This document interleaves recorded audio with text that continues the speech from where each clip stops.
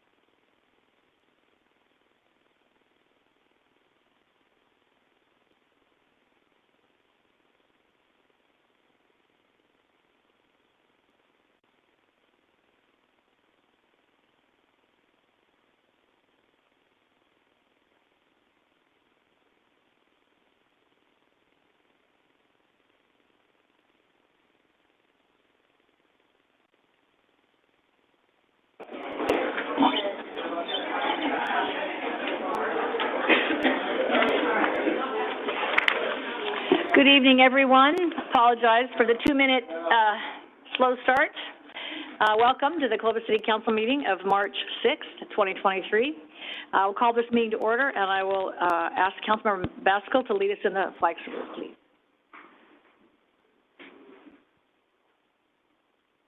Join in the flag salute. I pledge allegiance to the flag of the United States of America and to the republic for which it stands, one nation, under God, indivisible, with liberty and justice for all. Thank you, Matt. Roll call, please. Councilmember Baskel. Here. Councilmember Bessinger. Here. Councilmember Monitour. Here. Councilmember Pierce is absent, and Mayor Ashbeck. I'm here. Thank you. First up tonight is a presentation of a proclamation declaring March 11th, 2023 as Arbor Day. Mr. Baskel, would you like to read that proclamation, please? Yes. So the City of Clovis proclamation declaring March 11th, 2023 as Arbor Day. Whereas in 1872, J. Sterling Morton proposed to the Nebraska Board of Agriculture that a special day be set aside for the planting of trees. And whereas the special day called Arbor Day was first observed in the state of Nebraska with the planting of more than 1 million trees. And whereas Arbor Day is now observed throughout our nation and the world. And whereas trees provide valuable resources such as reducing erosion, lowering heat and cooling costs, moderating air temperatures, cleaning our atmosphere by sequestering carbon dioxide and producing oxygen, and by providing habitat for wildlife. And whereas trees are a renewable source, further providing paper products, lumber, fuel for heating, and material for many other products. And whereas trees in our community increase property values, enhance economic activity, and beautify our city. Now, therefore, be it resolved that the Clovis City Council, on behalf of the citizens of Clovis, declare March 11th, 2023 as Arbor Day. Thank you, Matt. Mayor and City Council, thank you very much for the Arbor Day proclamation. Clovis's trees do provide us with great benefits. Obviously filter the air, give us oxygen to breathe, make it beautiful in our surroundings. Unfortunately, the wind and the saturated soil and the trees don't make a good mix. This year we lost 51 trees and we had another 8 significant branch breaks. So they don't come easy, but they do provide the benefit that we like and enjoy. And interestingly, the number 51 comes up because that is the number of trees we are going to plant this Saturday at Dry Creek Trailhead Park at Shepherd and Sunnyside at 10 a.m. for the Arbor Day tree planting celebration. And I just wanted to mention we're going to have a minor Arbor Day tree planting at Treasure Ingmeyer Park on Clovis and Sierra at 10 a.m. if it doesn't get rained out. Friday's supposed to be a pretty good rain event, so that one might get rained out. But that's with Weldon Elementary School, and we do that every year, and I wanted to still continue that tradition. But the main Arbor Day is on Saturday. And this year, the Clovis Community Foundation is donating all the trees. And much thanks to them, and I think there's a member or two from the foundation here tonight that might want to say a couple words. So thank you. You're welcome, Eric. Thank you to you and all of your team that takes care of all of our trees. It's much appreciated. Hi, Dwight. Hi, Mayor, members of the City Council. It's good to see you. Good to see you, too. It's kind of neat to stand here instead. It's a lot less stressful, I can only imagine. Dwight Kroll, Clovis Community Foundation member, and we're honored to be able to participate in the replanting of the trees there at the trailhead. We've watched the trees over the years, and they struggled. We think the trees that have been selected to go back in there are going to be long-standing. They're not going to blow over easy. They're going to be really pretty and very timely, particularly as the community begins to develop in that direction. So we're very honored to participate. We're looking forward to seeing you all there. We're going to have shovels for everyone, or we should say bring your shovels. And if you don't bring one, we'll find a shovel for you. We'll get 51 trees in the ground very rapidly, rain or shine. So it's good to see you all. Thanks again for the opportunity to do this. Thanks, Dwight, and thanks to the foundation for the support. Yeah. That's it. All right, Mr. Aller, thank you so much.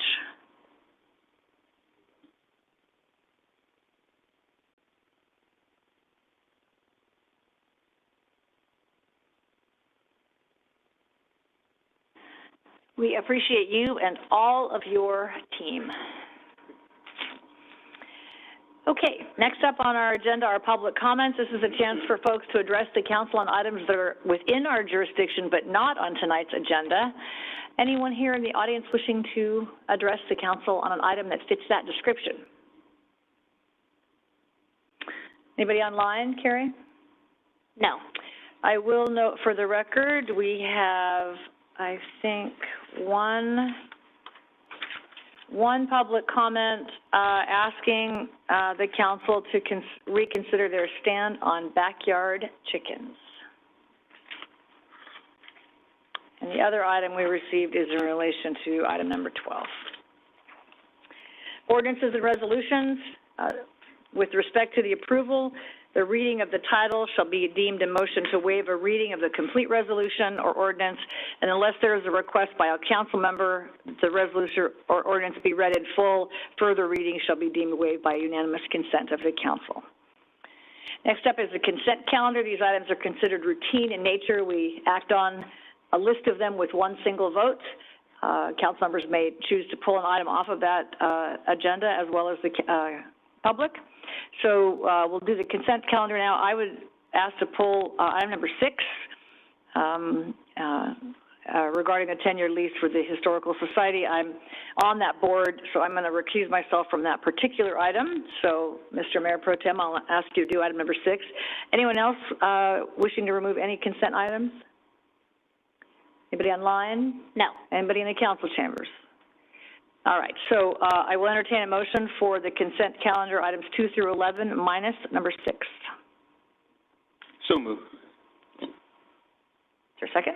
Second. Motion is second to approve the consent calendar, items 2 through 11, without removing item number 6. All those in favor signify by saying aye. Aye. Opposed? Motion carries 5-0. Now, Mr. Mayor Pro Tem, I'll allow you to do number 6, if you would do that, please, for us. Item number 6, did anyone on the council like to hear that? Do we need to hear? Okay. I'll go ahead and open up to the public. Anybody like to comment on item number 6? Seeing none, we'll close and we'll bring it back to the council. Make a motion to approve item number 6. Second. Motion and a second. All those in favor, signify by saying aye. Aye. Any opposed? And note for the record, 1 abstention. Okay, thank you.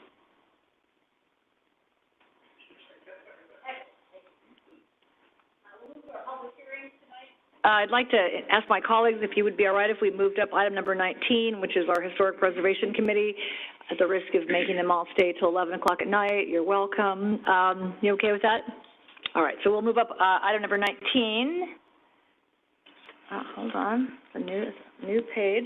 And that is under council items. John Holt will be the staff on that, and that's to consider approval of the appointments to the City of Clovis Historic Preservation Committee. John. Thank you, Mayor. Last month, City Council directed staff to come back with the appointments to the Historic Preservation Committee. As a reminder, this committee is an ad hoc committee that will meet until the objectives are achieved. The committee will be subject to the Brown Act, and the committee is basically charged with 3 things. One is going to be identify criteria that they could use to assess historic resources. 2 is going to be to assess historic resources in the City of Clovis. And finally, 3, provide recommendations to the City Council on the preservation of those identified resources. Once they've completed that, the committee would report back to City Council on the items above. With that, the nominated for appointment are Sari Miller, Adam Holt, John Wright and Tom Wright, not the Wright brothers, but John Wright and Tom Wright, Des Howes, Rachel Orlando, Ron Silva, Greg Newman, Cora Shipley, and Mark Wall. Once these are approved by City Council, staff would begin to communicate with the 10 committee members, set up meetings on as we can, an assignment of a chair and a vice chair, and then begin the process. That concludes staff's report, and we are available for questions. Thanks, John. Any council comments or questions for staff? John, wasn't there a discussion with regards to how this would move forward as well, recommendation from them, or is that separate? Because they're in A, would that lead to where potentially it could be a recommendation of a ongoing, or if not? The discussion was going to be that this is the specific charge of this committee. It could be that at the completion of this committee, that the recommendation is to include something more formal when we do the general plan update. And that's where we've talked about doing it at that point. Thank you, John. So I see many of those faces in the crowd. I hope you all came prepared for a 30-minute acceptance speech with a PowerPoint. You all have that ready? Go ahead. No. Anybody, so first of all, if you are here, thank you for coming and thank you for agreeing to serve. We appreciate that very much. Anybody wish to make any comments about it? In the public, we'll open the public comment. Anybody in the audience in general or of those selected to serve, any comments? John, do you know anything about the history of Clovis? A little bit? Okay. Yeah, I think there's a lot of us getting close to that or there for sure. All right, well, with that, would you all like to stand up if you're here so we could like wave at you? If you see, yay, yay.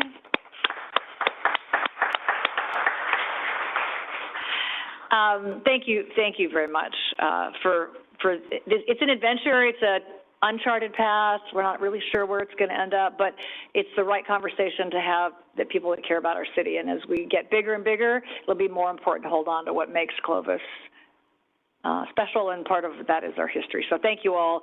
I will also note that Sari asked if we might, as the committee gets started, if we are in need of technical help. I think she suggested that Paul Halajian would be open to giving us some technical advice, and he's done a lot of work, so I'll offer that as an option if the committee would decide to do that. All right, I will bring it back to the City Council. Is there a motion to approve this historic preservation committee? Motion to approve the appointments to the Clovis Historical Preservation Committee. And I'll second that. There's a motion and a second. All those in favor signify by saying aye. Aye. Opposed? Motion carries 4-0 with 1 absent. Thank you. Stand by. More to come. Film at 11. Thank you so much. Appreciate it. All right. I'm going to go back to the beginning. And you can stay till 11 o'clock tonight if you wanted to, but apparently no one wants to do that. All right. We'll go back to the top of our public hearings tonight. The first item is item number 12, and I'm going to read A, B, and C into the record at the same time. Is that okay, Lily?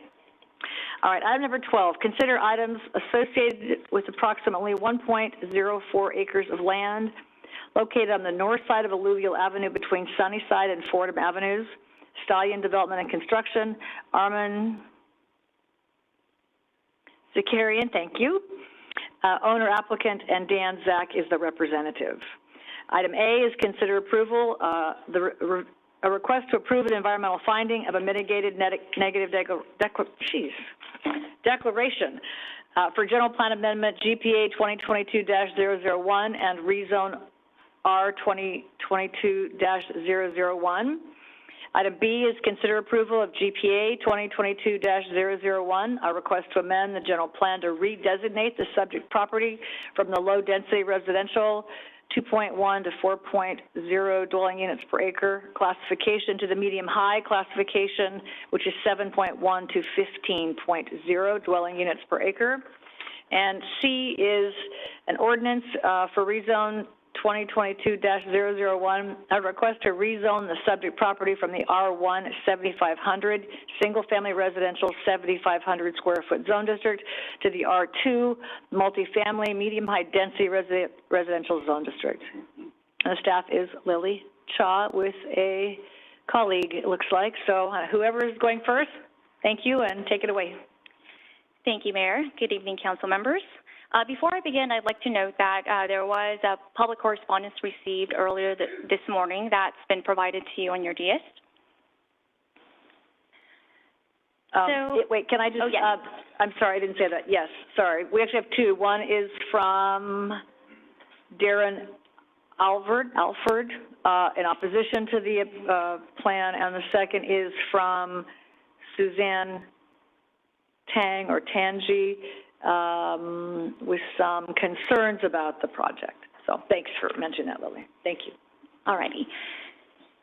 So the site in question is located at 1491 Alluvial Avenue. It's just north of Alluvial in between Sunnyside and Fordham Avenues. The project site is about an acre in area and is currently vacant. It did previously house a single-family residence with a couple of accessory buildings. However, when the property was acquired by the current owner,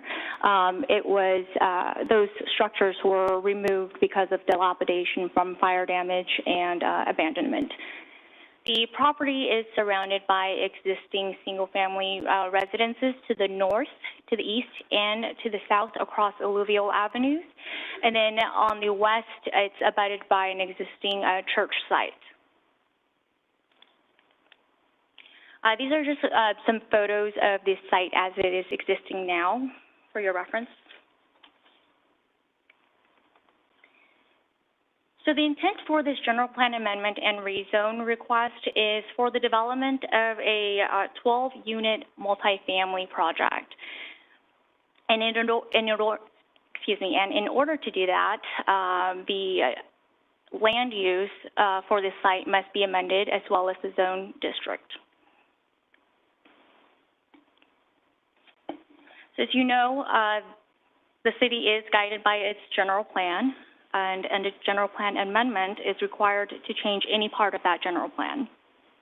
In this situation, the applicant is proposing to modify the land use diagram of the land use element in the city's general plan, which is this site here, from the existing designation, which is the low-density residential designation that allows for 2.1 to 4 dwelling units per acre, to the proposed medium-high-density residential designation, which allows for development at 7.1 to 15 dwelling units per acre. The project as proposed is at a density of 12 units per acre.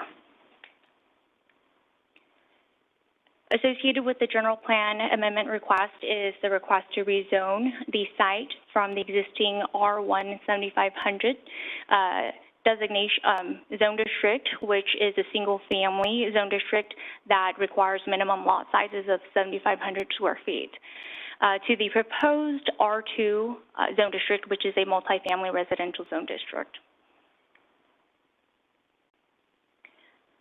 The development itself, again, is a 12-unit multifamily complex. There are 10 proposed 2-bedroom units and 2 proposed 3-bedroom units. There are 2 proposed points of access from Alluvial Avenue, and in terms of parking, there will be 12 covered parking provided by garage and 14 uncovered parking. There are 2 structures. The garage is a 3,100 square foot, 1-story structure, which is situated along the northern property line, or closer to the northern property line. And then the main structure is about 1,600 square feet. It's this 2-story building. Lily, can you show me where those are? Yes. Oh my God. So this is the garage structure here. Oh. Along here. Well, this isn't really working. I see. There it is. Yeah. And then here is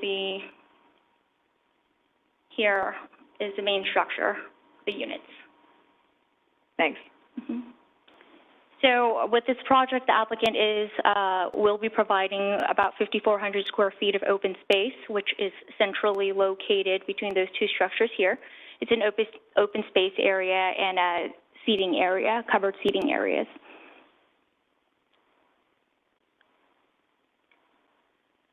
This is just a colored rendering superimposed on the aerial of the site, just to give you an idea of how this could look like if it does come to fruition. And these here are the proposed elevations. This is the main building at the tallest point, which is at the tower here. It's 33 feet, and then the actual structure itself is 25 feet. And these are the south and the north elevations. Here are the west and east elevations. As you can tell, the east elevation, which is on the bottom right of the screen, there are no windows, and this was designed on purpose to help mitigate some privacy concerns that were expressed at the first neighborhood meeting that occurred for this project.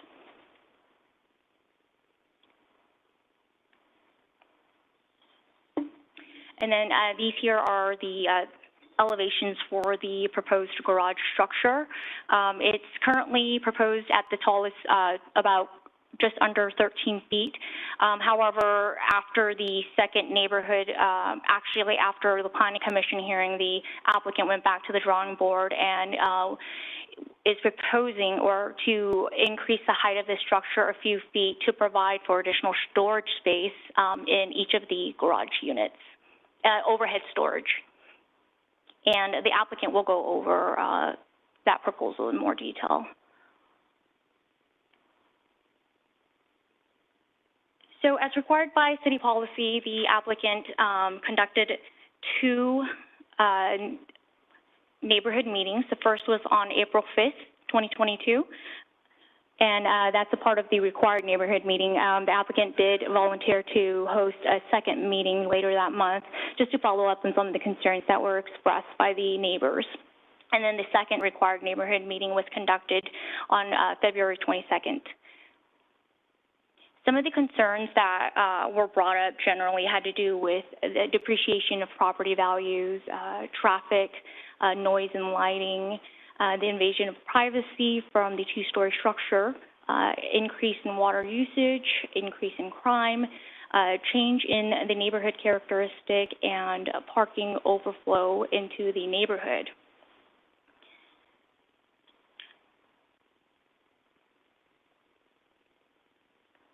So in regards to the depreciation of property values, that's not a factor that's taken into consideration when staff analyzes the proposed or the request to change land use. And then in regards to traffic, a traffic analysis was conducted, provided in the attached initial study, mitigated negative declaration, as a part of your staff report packet.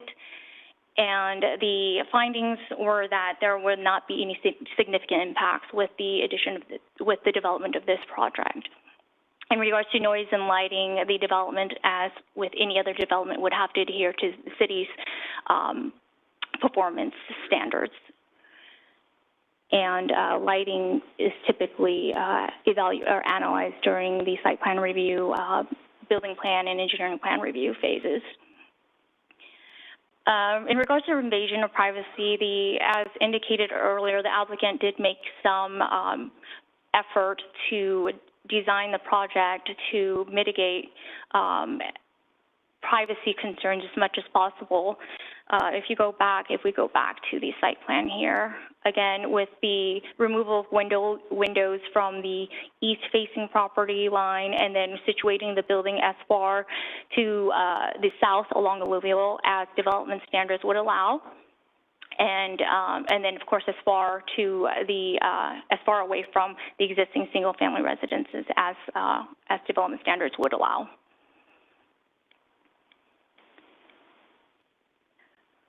And regarding crime, the project was routed to our police department, who did not express any concerns related to this proposed project. And when it does come down to neighborhood characteristics, yes, there will be some change because it is a denser product. However, it is still a residential product, residential development. And it's also important to note that this is an infill development. So infill development are typically properties that are less than 5 acres and surrounded by existing development. And I kind of typically refer them to as straggler sites because usually, such as in this situation, at the point in time where development occurred around the site, the owner probably wasn't ready to sell or didn't want to sell, and so cohesive development occurred around this site, leaving it struggling. And these sites could be difficult to cohesively incorporate and develop with cohesively with existing development, surrounding development. So it's important to note that as well.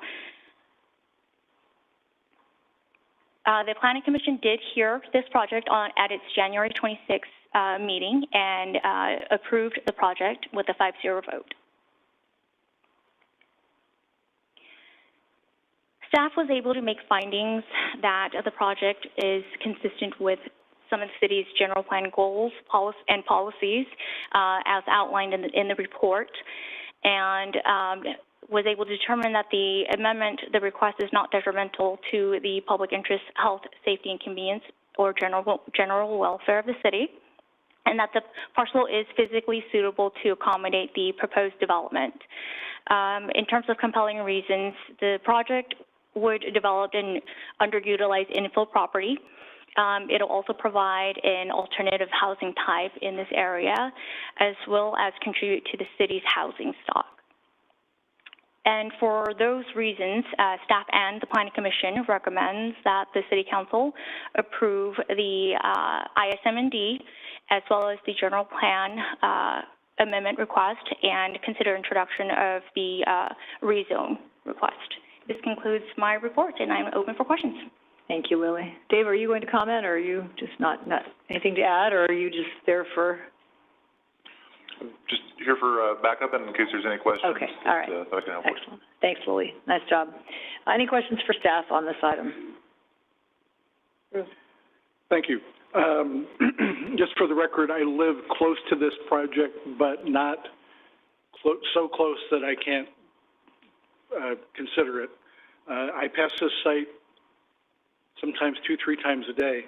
I do have some concerns about the density and the use here.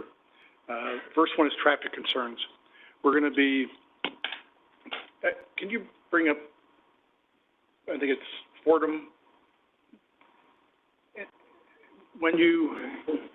If you're going eastbound on Alluvial, right at Fordham, it goes from 2 lanes to 1 lane, and I've seen a ton of, well, ton is probably the wrong term. I've seen a lot of traffic accident, rear-end accidents there, and I've seen people passing on the right and cutting off people who are getting ready to turn left, either onto Fordham or other streets. And I'm concerned that having potentially 25 cars or maybe more in this complex coming out during peak hours, if they're going eastbound on Alluvial, that's going to be a real choke point. And if they're going west on Alluvial, that won't be a huge problem. But coming in the evening, coming home, if they're coming from let's say they're coming from Sunnyside, again, they're going to be stacked up in a queue to go into one of the 2 entrances.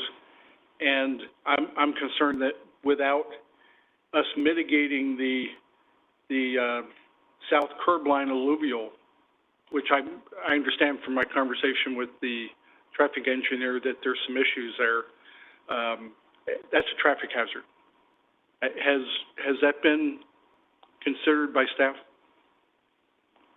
Yeah, I think that issue is an existing issue, and I have Mike Harrison, city engineer, here to kind of speak a little bit more on that.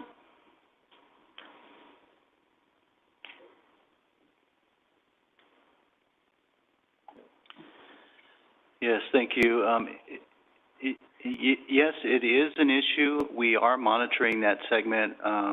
To relate some of the history surrounding this, we made an attempt to acquire the right-of-way there for the widening of Alluvial Avenue. It was several years ago. This site has the radio towers on it, and associated with those radio towers, there's an underground grid that Some portions are under the road, some portions come right up to the road. And the issue was that any disturbance of those lines affects the radio transmission, the area that they can cover. And we even looked at relocating towers and looked at the cost of that. It was very expensive, and we elected to stay away from that and wait for some time to see what happens with that property. We were able to widen the roadway close to Sunnyside and the section that's near Fowler as well, but we left this alone. The condition of the roadway is such that we have an opportunity to maybe get this in the budget in the next couple of years, which might coincide with the timing of the project itself. At that point in time, there's enough width even along that property to change the striping so that there's a two-way left turn lane. By doing that, you'd have one lane in each direction and a two-way left turn lane. You would still have the bike lanes, and you would probably regain some of the parking along the north side of Alluvial by doing that. So this is a problem that we had planned to address. We had hoped the property would come along and develop in a timely fashion, but we're kind of in a waiting game. Thank you, Mike. I looked at this area on the north side of Alluvial between approximately Fordham to Sunnyside. It's a no parking area. Would the new configuration be the left turn lane with one lane going eastbound and westbound with a bike lane and then a parking lane? Is that kind of what? Yeah. Okay. So that would gain us a number of spaces. Yes. But that's incumbent upon future plans. That, this is a small project. It's probably a pretty big lift for this project to deal with that now, and we have to reconstruct the road anyway, so it's probably going to be a city project that ultimately puts that in. That's the time to do it, when we're resurfacing the road. Okay, because I just, having traveled this road many times, where the two lanes merge, it is not good. And there's if I remember correctly, there's just a wooden barrier. So I've always waited for somebody to drive, not paying attention, and go right through the wooden barrier. Yeah. Because, during peak times, we're going to have a lot of traffic there.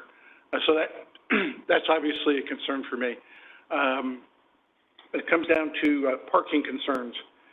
There'll be 27 bedrooms. There's 11 two-bedroom apartments, 1 3-bedroom apartment. So that's 27 units, if my math is correct. And there's 26 parking spaces. Currently, is there an industry standard for, obviously, if we have families in there, it won't be a problem. But if we have college students or people from California Health Sciences University there, and you have 3 people living in, or 2 people living in 2 apartments, hopefully only that, we can run out of spaces very quickly. And I'm concerned about whether there's enough parking on this complex by industry standards. What would the standard be here for apartment to parking space ratio? Right, so as the project is proposed, it does meet the city's minimum parking requirements. Which is? Which is, so between a studio to a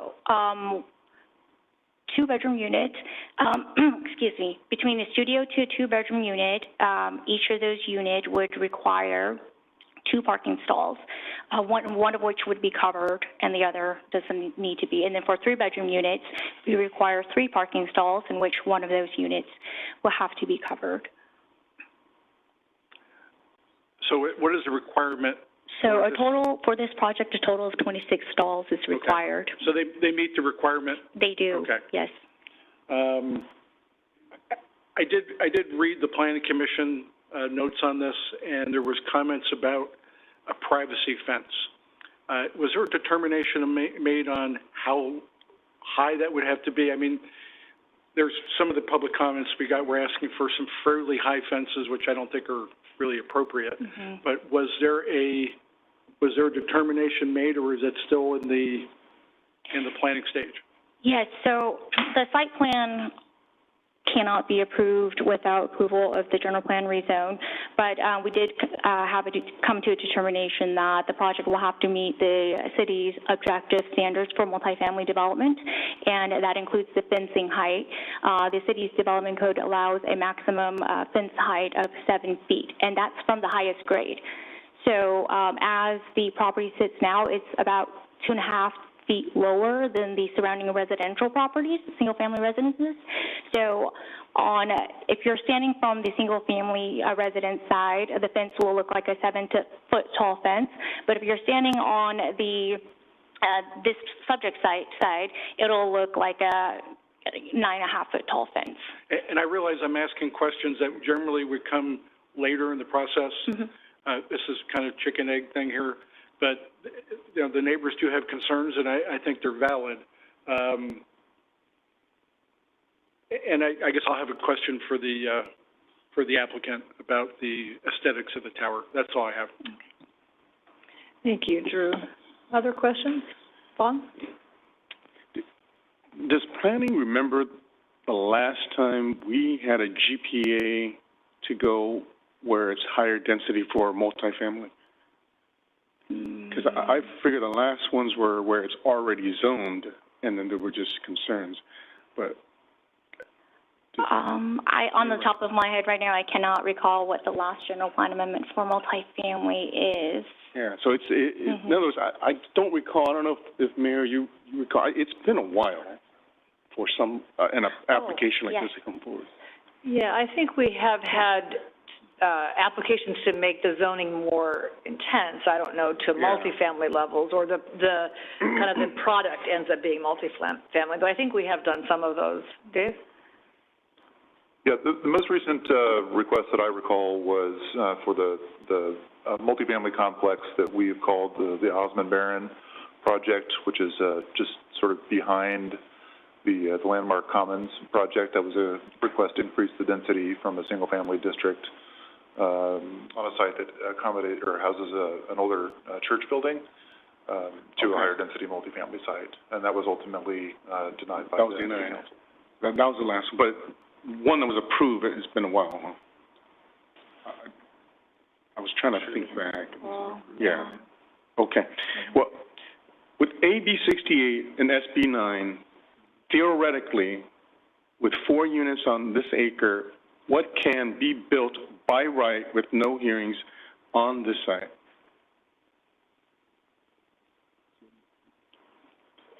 So with SB 9, single-family residential properties could theoretically build 2 full single-family homes and 1 of each type of ADU classifications, accessory dwelling units. So it'll be just an accessory dwelling unit or a junior ADU. So take the 12 units also then. Theoretically.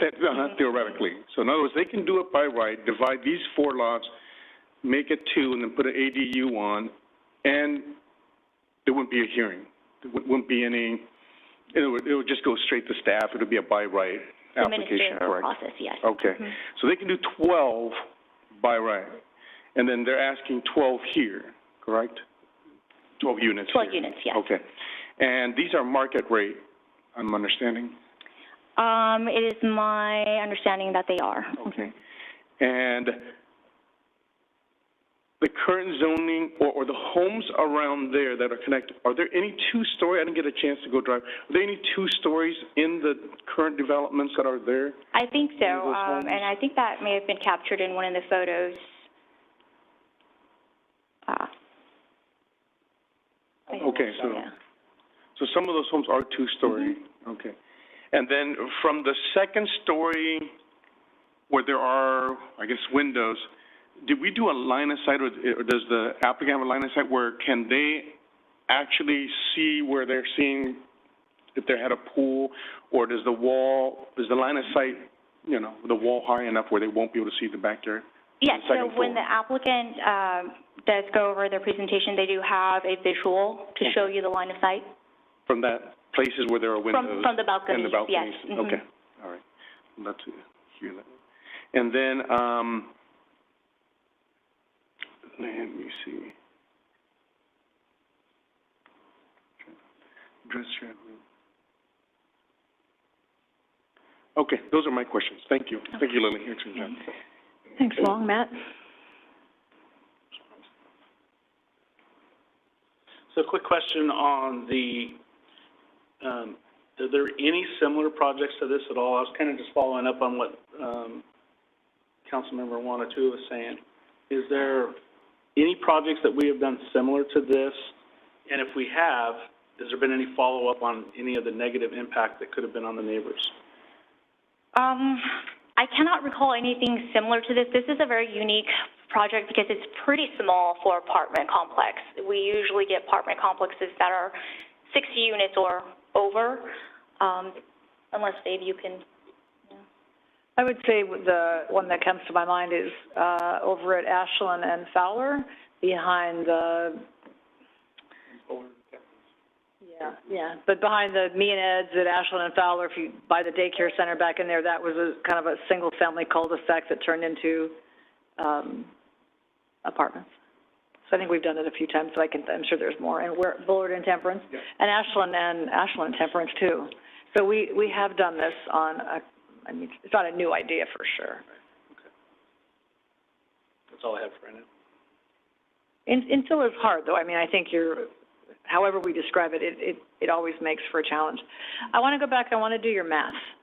So SB 9 says that you can take a single-family lot, and divide it into two, and build 2 single-family homes on it and 2 ADUs. Is that correct?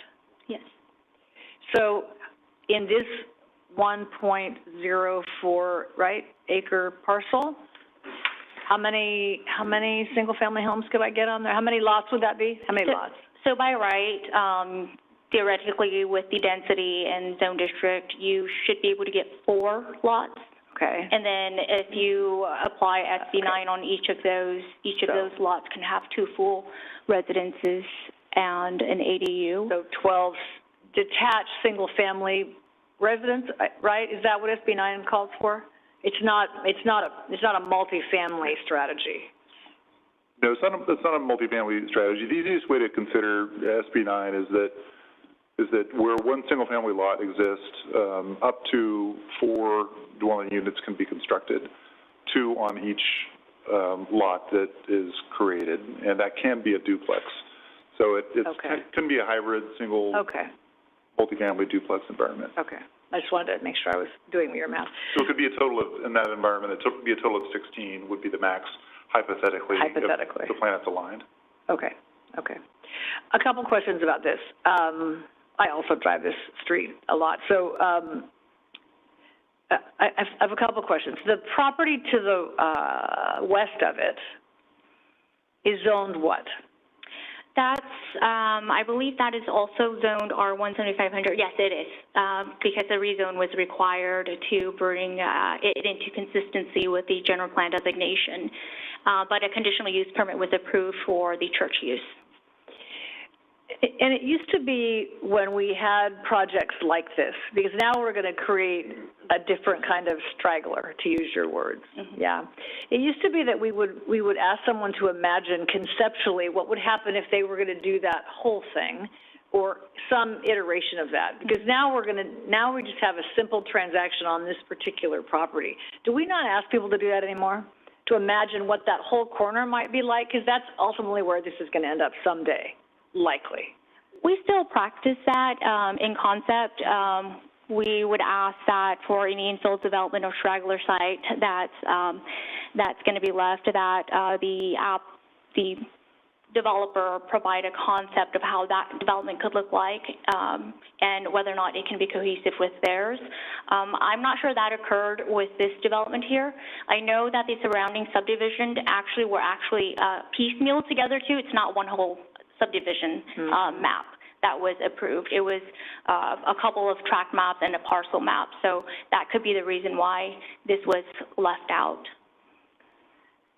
So I think that's probably not going to get us where we want to go at some point in the future. So that's a little bit of a concern.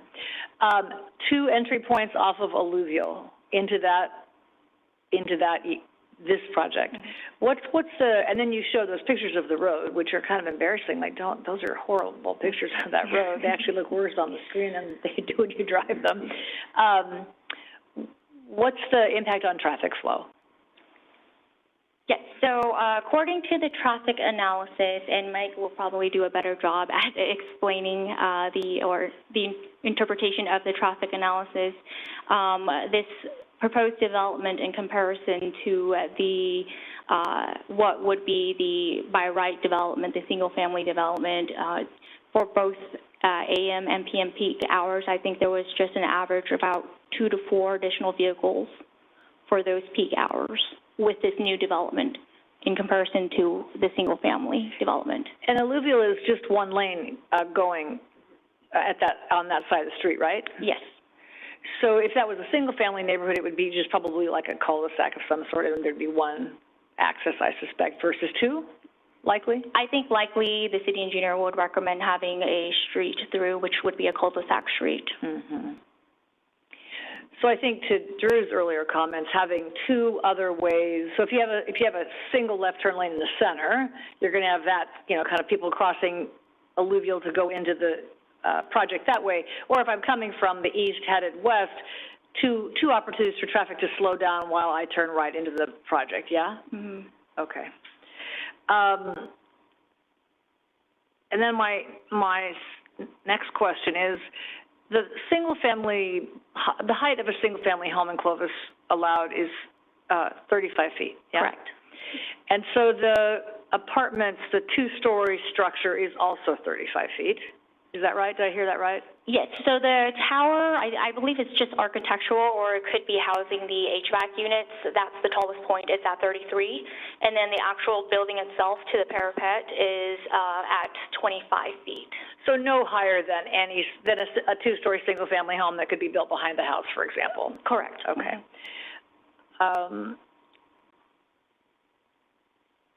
My question, because I couldn't read it on my paper, because I wasn't looking at a map that I could enlarge. What's the setback from the garage structure to the fence on the north? What's that setback between there? Yes, I have that information right. It's the outside of the paper.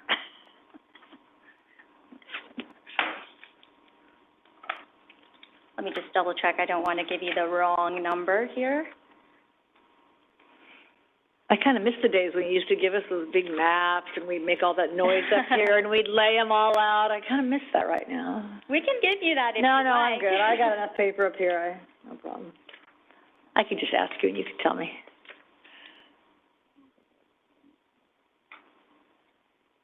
Let me pull it up here. I believe that is about 33 or 36 feet from the garage structure to the north property line.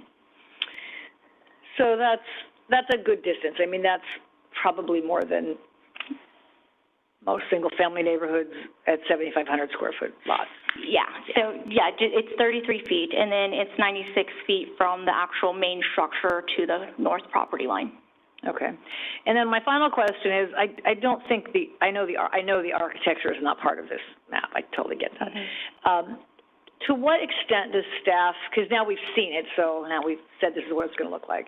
To what extent do we try to help infill projects look like they belong as opposed to look like they were just dropped in?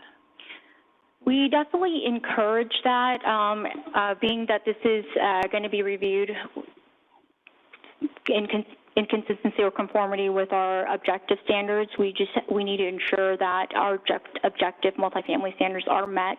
So details include architectural projections, colors as well, and we tend to like consistency with colors. I know in terms of form, this building is a little bit different than what you would see in single-family residences, especially the surrounding ones. But that's definitely something we can consider, and we can ask that the applicant consider. Again, I know that's outside the scope of what we're talking about here, but I do remember all of the angst at Willow and Nees around that proposed development right there at Timmy. Oh, yes. Right? That turned out in the end to not be all the things it could have been and end up just being a neighborhood, which is fine. But even when it was a senior living home, there was a lot of discussion about it has to look like the neighborhood. So that's what this reminds me of. And just for the record, even though we're not talking about it, there's nothing about this that says, welcome to our neighborhood. This says, driving along a single family, oh, big apartment, keep going. So to me, this is a very harsh, this is sort of the opposite of what infill, I think, is trying to do, which is to fit in to the surrounding neighborhoods. Again, I know it's not on our agenda tonight, but you showed me the picture, so I thought I would just comment on it. But I do think we have an obligation on infill to be as attentive as we can to what's around it, so that neighbors are not reminded every day that there's something there that maybe they didn't expect or didn't plan. So I just wanted to make that comment at this point. Again, sorry, out of order, but show me a picture and that's what you get. So, all right, that's all the questions I have. Anything else for staff at this point? All right, so we'll open the public portion of this item, and we will invite folks that want to comment on this item. If the applicant is here, we'll invite you up first if you'd like to comment, and then we'll invite others to comment as well, if you would like to comment. I assume you'd like to comment.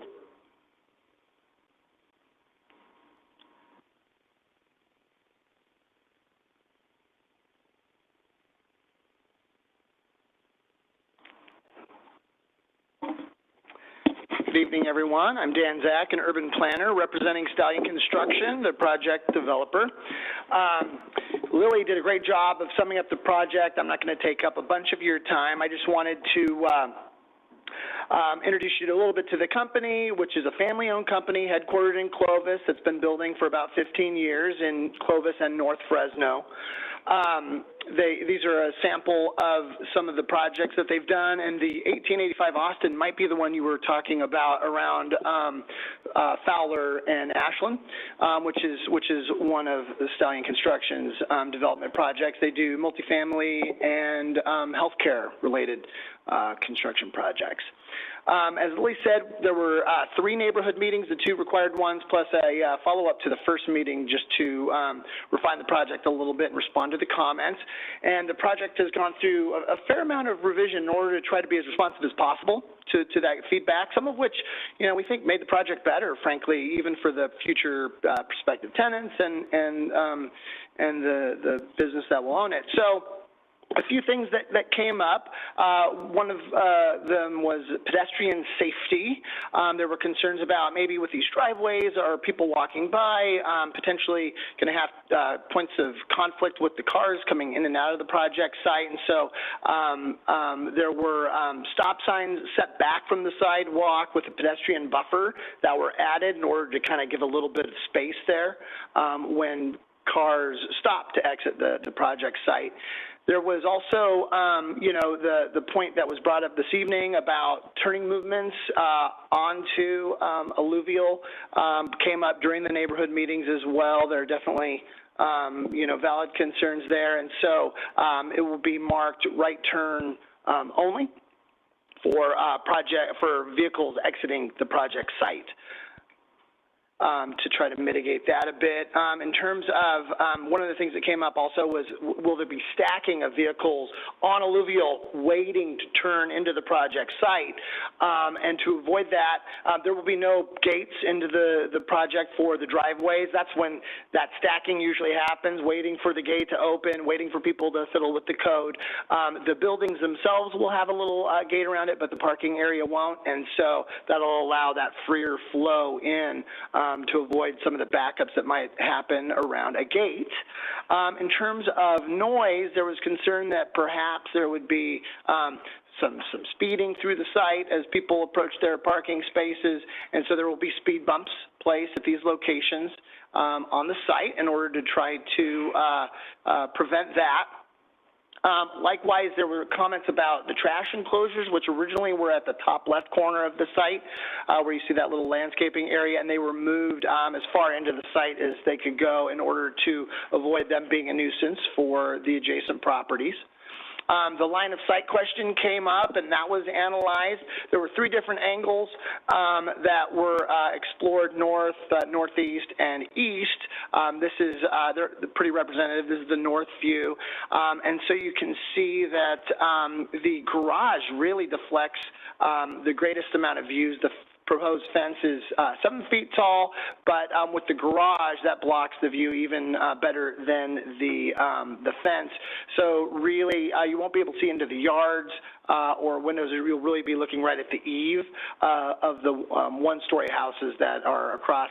And then, as Lily mentioned, we are going to raise the garage roof a bit in order to facilitate storage, and it also add a little storage shed for each unit on the outside of the garage too, to make sure that everybody has parking available in their garage space, because we all know we like our stuff, and a lot of us have our stuff in our garage.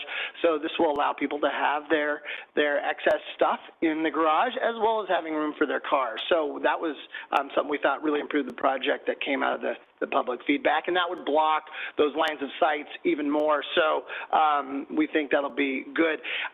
You know, on that point about privacy, as Lee mentioned, from the north, it's 96 feet to the actual residences, and on the east, it's 42 feet. The single-family district that's currently in place, I believe, has a 20-foot rear setback and a 10-foot side setback. So if the goal is a little bit of distance between the new neighbors and the existing neighbors, this is actually probably the most physical distance you could get between housing and the existing neighbors. So we think that's good. And then, as Lily also mentioned, windows were removed from the east side to avoid any, those views into those homes. And then the perimeter will be planted with Japanese blueberry trees, which are an evergreen tree, so all year long you'll have that leaf vegetation blocking the views. They grow to be about 40 feet. They're a very dense tree, and they provide a really good screening. We've also doubled the amount of trees around the perimeter of the site from what was originally conceived, in order to really close any gaps that there could have been. And so this is a sample of what those trees look like. They're very hardy trees and make a really good visual barrier, and provide a lot of nice greenery too year-round. They do not lose their leaves in the fall like a deciduous tree might.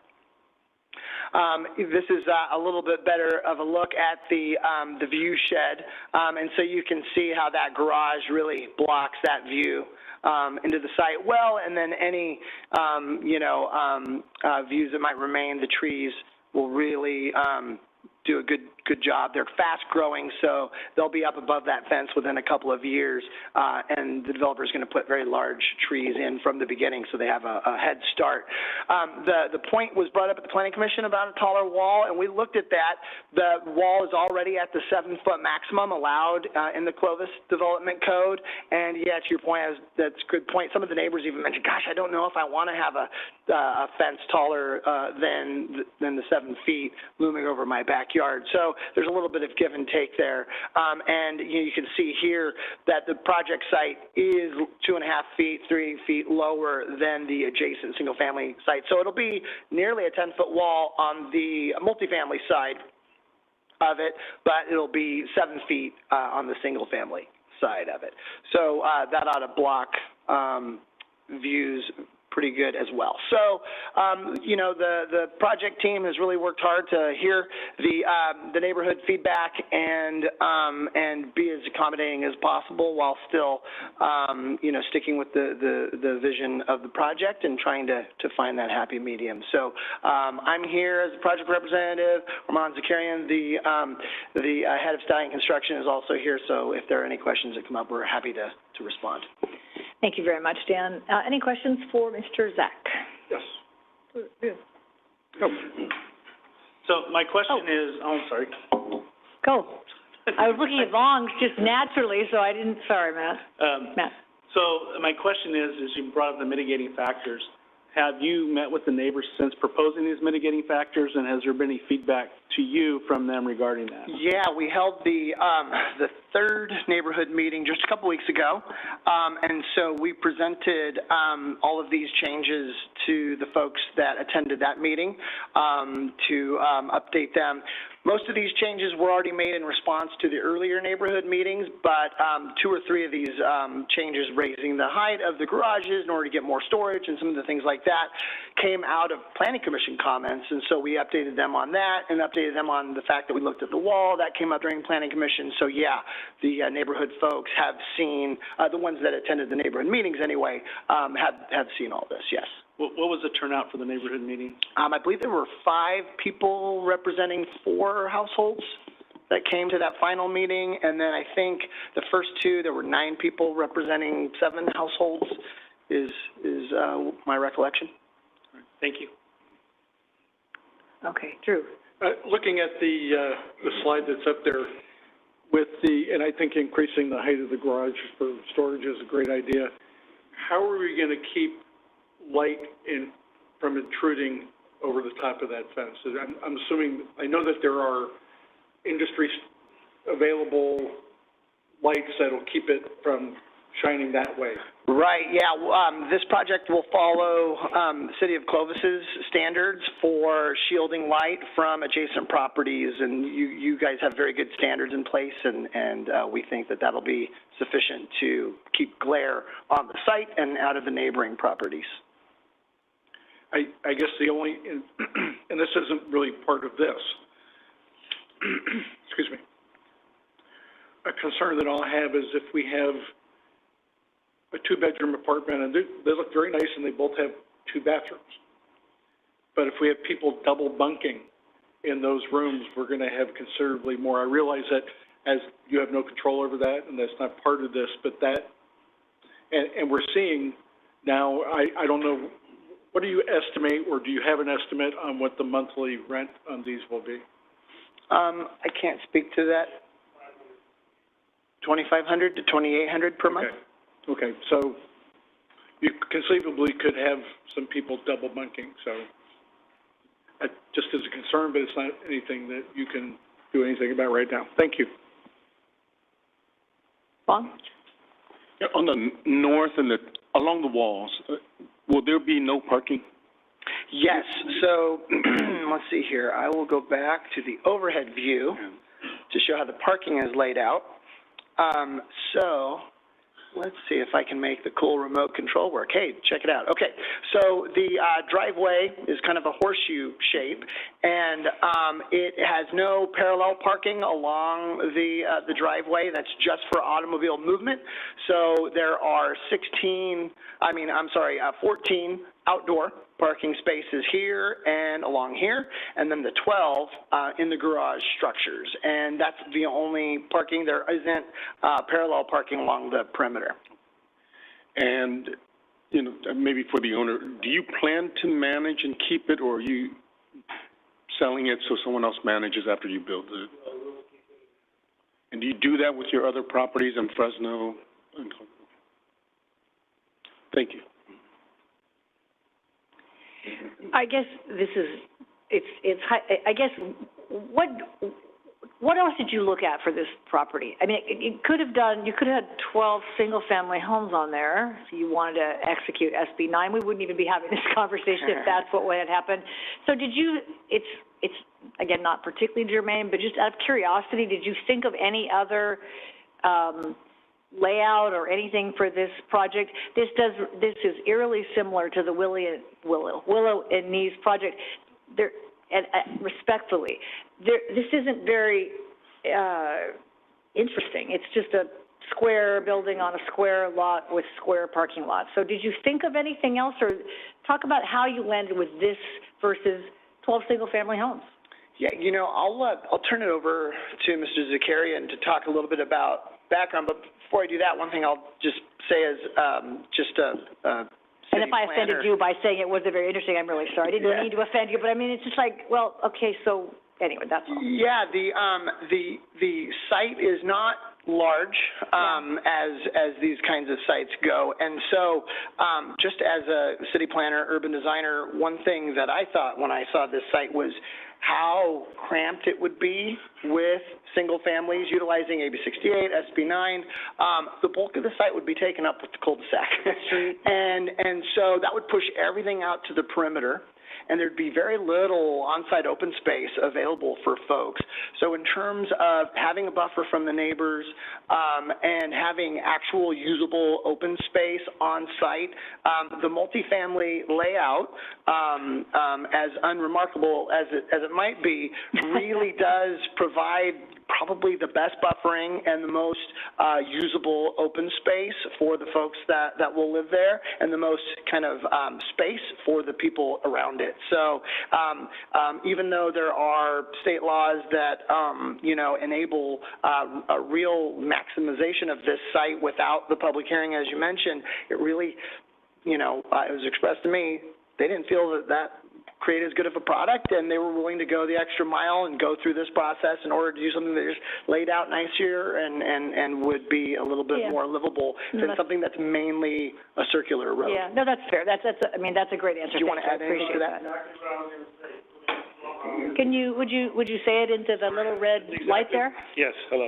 That's exactly what I was going to say, putting 12 houses close to the neighbors' properties and 20 feet from their back fence, two-story side, looking into their backyard is what moved us to go with this project, not to do that to the neighborhood. Okay, and will you just state your name for the record? Armand Zakarian. Thank you. Thank you, I appreciate that, thank you. Sir, can I ask you a question? Sure. The tower, is that aesthetic or is it functional? I believe it's aesthetic. We're not too much further in our architectural design yet. This is all conceptual So you're stuff. not married to any of this? But not to the tower, no, specifically. I do think the building looks beautiful, though. That's what the public wants. Why art is in the eye of the beholder. That's how this is all works. I'm open to your suggestions. Thanks. Thank you so much. You're welcome. All right. I'd invite, I'm sorry, are you finished, Dan? Okay, all right, thank you so much. And thank you for allowing me to call you Dan, since I don't really know you, but I should have called you Mr. Zach, so thank you so much. All right, anyone else from the public wishing to comment on this project, either for or with concerns, either way? Please? If you can state your name and your address for the record, that would be great, at least your name.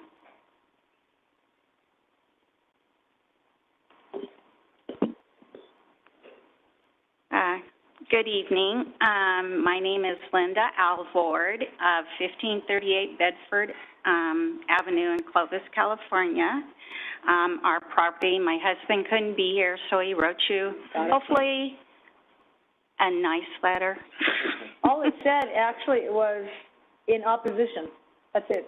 Oh. Opposition to the proposed project. Oh, okay. So hopefully. Oh, there might be more. Oh, I guess. Oh. Okay.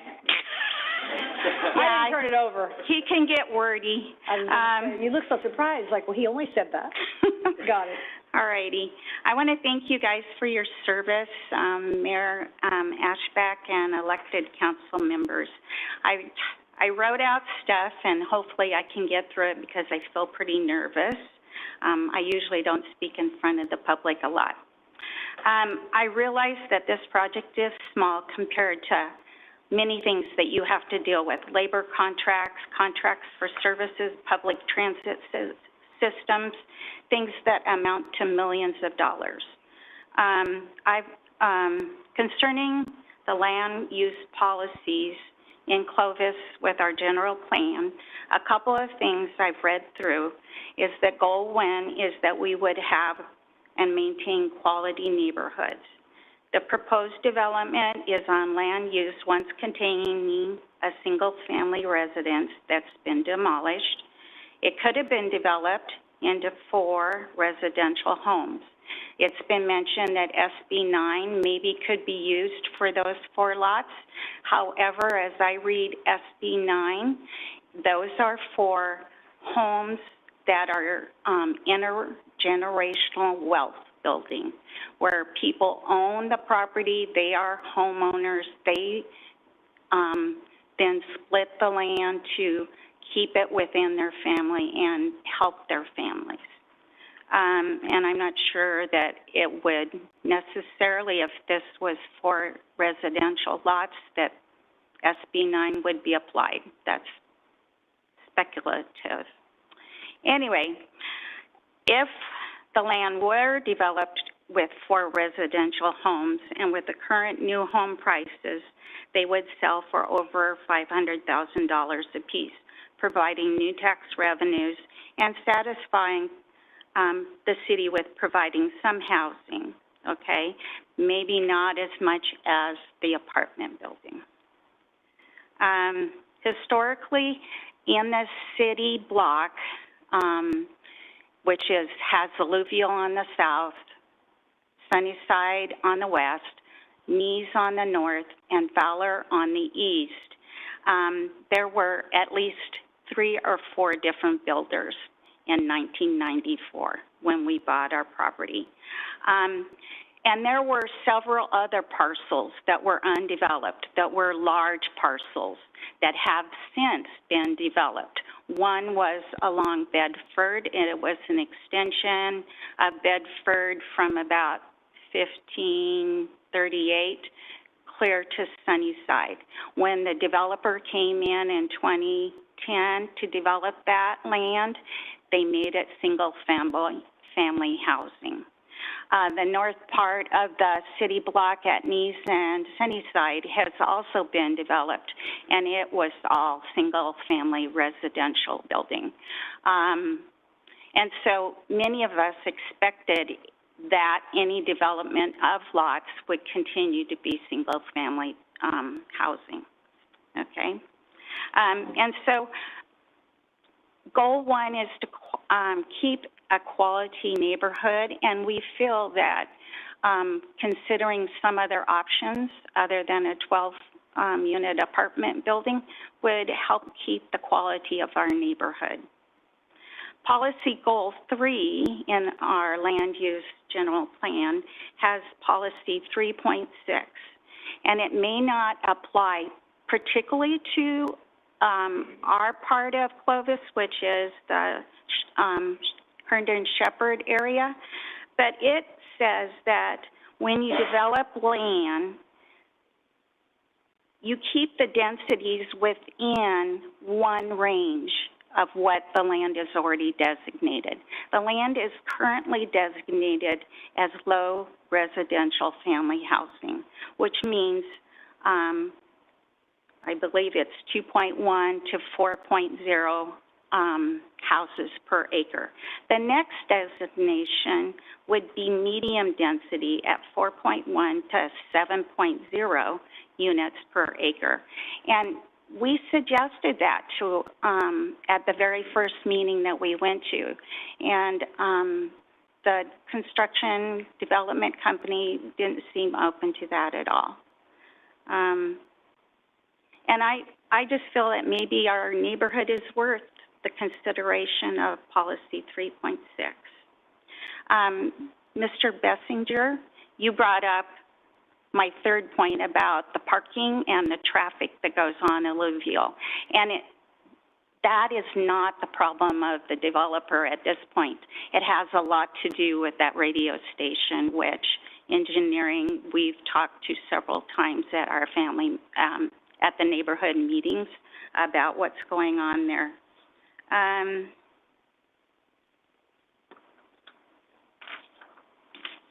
There are existing multiple family complexes within a mile of that particular lot. There are 3 on Fowler Avenue already, and another complex on Clovis Avenue that's been there a long time.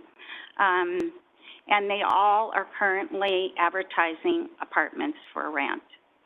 There's another large multifamily complex currently under construction on Spruce Avenue near Peach and Helm, which is near the Target complex. So some of the problems of not having a lot of multiple family and apartment dwellings within a mile or 2 miles of this lot have already been addressed. It's also was stated that this might be a walkable neighborhood, but as I looked into some of the real estate agencies, when you put up that particular lot, the transit score is only 24 out of 100, listing the area as car dependent, okay? One thing I would like to make a comment about, and I'm so happy to hear that people are reading notes from the Planning Commission, is that all the members of the neighborhood that came to that Planning Commission felt that they were chided by at least one member of the commission for even stating any comments or our opinions, even before we got up to speak, saying that this was the best plan that could happen, that we could get a 3-story high-rise, or SB 9 would be automatically instituted on this property. So I would just like the council to consider that there might be other options for the land. I certainly don't want it to be just empty necessarily, and I would like to see it developed with the neighboring church. And the neighboring church has been very gracious in not making a lot of extra noise to us and the community. They plan on putting more buildings along Alluvial, but right now their entryway is on Sunnyside, and they do plan another entryway along Bedford. Okay. Thank you very much for your time. Thank you for your comments.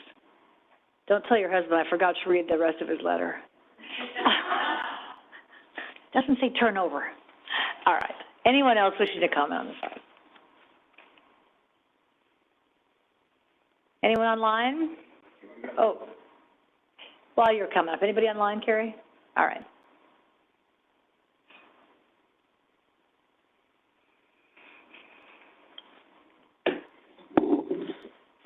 Hello, good evening. My name is Brent Nelly, and I'm a resident on Bedford Avenue. Sorry, just a moment.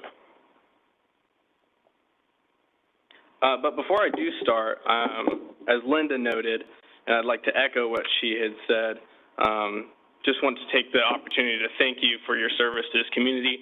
I know that many of you have many, many other responsibilities other than this, and so very much appreciate your time here and all that you do for our community. Very much, just want to say thank you. So, it was brought up, the traffic concern, and I think that's probably where I'd like to start. I have a few things, but I looked into the traffic study that was done in the survey by JLB Traffic, and I wanted to, and I would, if Lily, Ms. Cha, feel free to correct me if my conclusion is wrong, but I saw that in the actual survey that was done for the traffic, it's looking at less than significant impact is basically the criteria that we're looking at, and it was noted in all circumstances that it did not meet or it did meet the less than significant impact criteria. However, what's interesting is that it stated under less than significant, it says under Senate Bill 743, traffic impacts are related to vehicle miles traveled, VMT. The VMT metric became mandatory July 1st, 2020. The city guidelines provide guidance relative to analyzing VMT for purposes of determining transportation impacts in accordance with CEQA. So this is the part that stood out to me. The city guidelines also state that projects that generate or attract fewer than 500 vehicle trips per day presumed to cause a less than significant transportation impact, meaning that the project automatically is considered a small project and therefore will, by default, cause a less than significant impact. So if we look at the numbers of the before and after the, if it were for single-family dwellings that were developed, the study showed that there was going to be a total of 38 daily trips. Under the new proposal, the multifamily dwellings, it would go up to a projected 81 trips. So it was a 43-trip increase, which is about double. Under the guidelines that are stated here, that as long as it's under 500 trips per day, it is automatically considered a small project and therefore will cause less than significant impact, assumes or is basically saying that the change, the impact could be up to 11.5 times more, and we would still consider it less than significant impact. To me, that is not a good metric, because if there was 10 times more, if there was, we went from 38 trips per day to 400 per day, and we're still considering it less than significant impact, to me, that is an incorrect rule to base this on. And Ms. Cha, if you have, am I understanding that correctly? Yes, so I am not a traffic engineer or expert in any case, but if we'd like further explanation, our city engineer can provide that in terms of how the analysis works and what's taken into consideration. Yeah, I was just reading from what the city had done. So this is all within the actual. It's on page 51 of the actual brief. But yes, if there's some additional comment, okay, maybe not. So I just wanted to bring that up. I think that the definition used in determining is this a traffic issue or not, I think is flawed. And you, a few of you aptly pointed out that there is already a traffic issue. And so I just think that the commission's conclusion is flawed by design. So I wanted to point that out. The second thing, and my neighbor Linda pointed this out in one way, but I'd like to point it out in a different way, of the attitude of the commission that I think needs a little bit of revision or just some thought about. So there was a comment, and Ms. Shaw repeated it at this hearing, which was great. So she aptly points out that in referring to the depreciation of the current homes there, that concern that was brought up, that, quote, the city doesn't consider property values when it comes to land use, so we're unable to address that concern. This is reasonable. Sorry, did you have a comment? No. Okay, I saw you lean in, I thought you had a comment. And so I think that makes sense. It's perfectly reasonable, and I'm glad that she did bring it up. But what I did take issue with is in the commission meeting towards the end, it was minute 1 hour, 49 minutes and 18 seconds, Commissioner Mike Cunningham sort of concluded some of his thoughts about the project in saying, this particular development, the developer has got to find something. They purchased land, and they got to find something that's economically feasible. Single story, to my mind, single story on 1 acre would only be about 6 units, and I just don't see that being economically viable for them. We know that economically viable means profitable.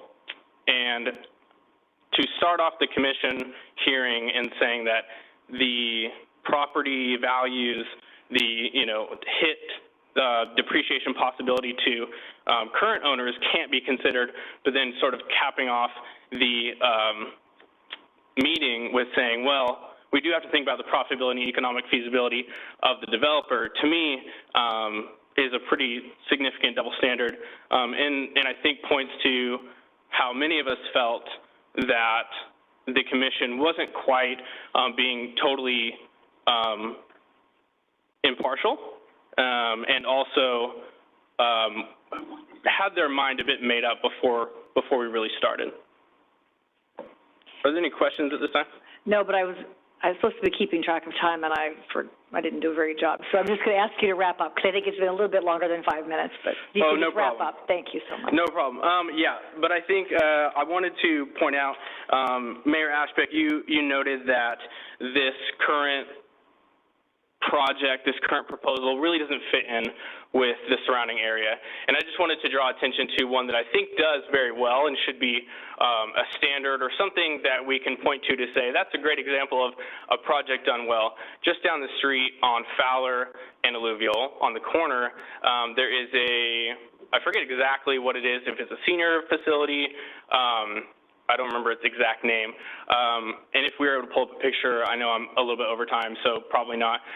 But I just wanted to point out, I think that is one that does a really good job of blending into the neighborhood and blending into that area. It's not single-family living.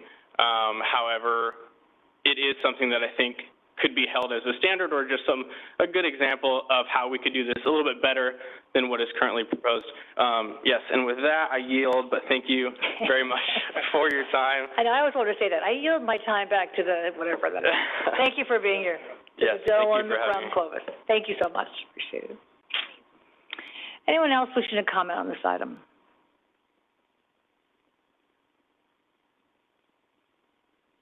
All right, we'll close the public portion, and we will bring it back to the council for discussion.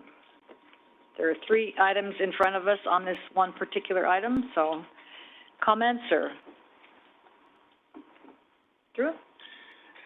This is one of the problems we have with infills, because a lot of times the lots are smaller. You have to find something that's economically viable for the investor to have at least some return on the investment versus what's good for the character of the neighborhood. I mean, one of the advantages with this particular layout is that there are no exits into the neighborhood behind it. We've had that as an issue in some of our other projects where people were concerned that people would take an alternate route to their neighborhood, which really, I don't see that happening here. We do need housing, especially for our healthcare workers, our students at the Health Sciences University, and just for regular folks. So we definitely have the need. This, I don't agree with the study that says this is not, the traffic flow is not less than significant, but that really isn't an issue caused by this developer. We need to, we're going to have to do some homework on the traffic before we actually kind of start shoveling dirt here, if that's the direction of the council. And because I see if we don't remedy that, we're going to have some problems and potentially some serious traffic injuries because of people coming in and out. I realize the applicant is putting stop signs up and no right turn signs. That's nice. Those are, for a lot of people, those are just suggestions because there's not going to be any enforcement.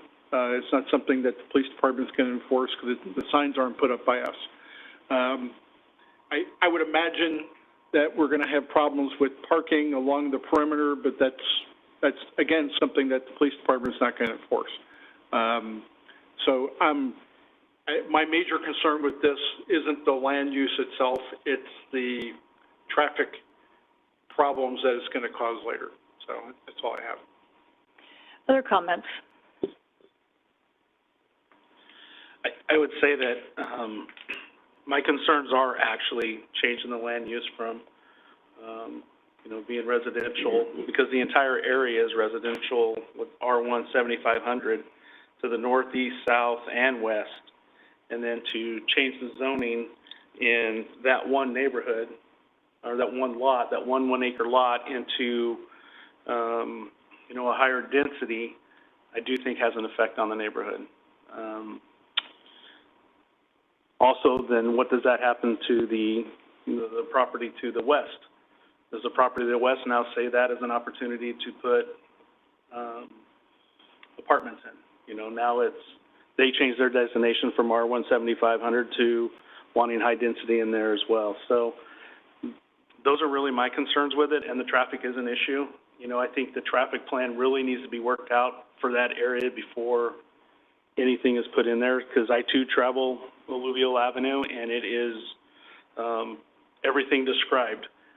You know, all the different variations of the roadway going from 2 lanes to 1 lane, back to 2 lanes, all the way up to Willow Avenue. So, those are my thoughts. Thanks, Matt. Vaughn? First of all, I wanted to say to the neighbors that you guys are so well prepared, so courteous and polite, okay? And I'm sure they were like that at your neighborhood meetings too. So, but that's what we have. That is special. You know, I'm looking at this at the neighborhood, but also as Clovis, and rarely do we get someone coming in to offer a higher density product to allow a different mix of individuals who would like a different product than a single family home to come into Clovis. And this is market rate, and he's a local builder, so he's not building and running away, and then we can't, you know, come after him to see, you know, you messed up here, and he's managing it there. And that opportunity is rare because we can't build. And for a developer or an investor or owner to present something like that, I look at it and I go, I think it can be done. I think it is, they have accommodated, it's moved back. The traffic study, I think it does it generally with that part added to it as well. So in other words, we make them jump through all the hoops in which our staff looks at and go, yes, they did that, they did that, they did that. And so they looked at the parking, they you know, made their buildings to accommodate some of the major concerns. And then we look at sort of the housing element and what we need and what we want to present to give to the area. And I go, we have to support applicants who come forward with something that is valuable like this. Now, if there was a different product in which I agree with the mayor with regards to the look, and I think we can handle that when it gets to that staff level.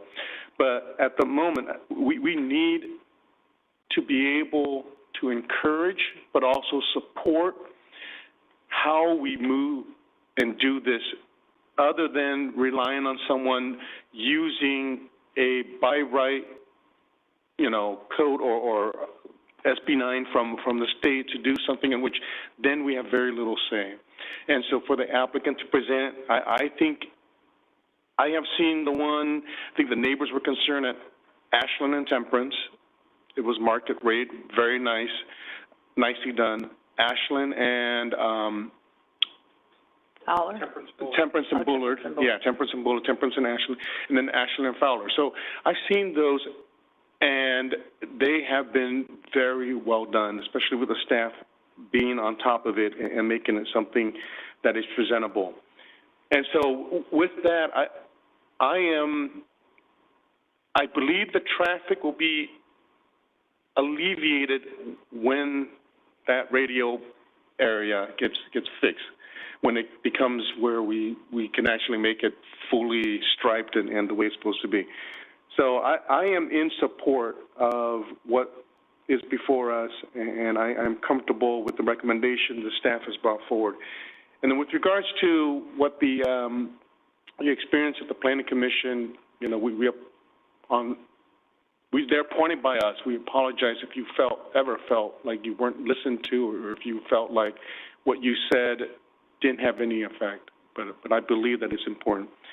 My last comment is, and I think this goes at us as individuals. I think many times the term multifamily conjures up our preconceived ideas of who lives there.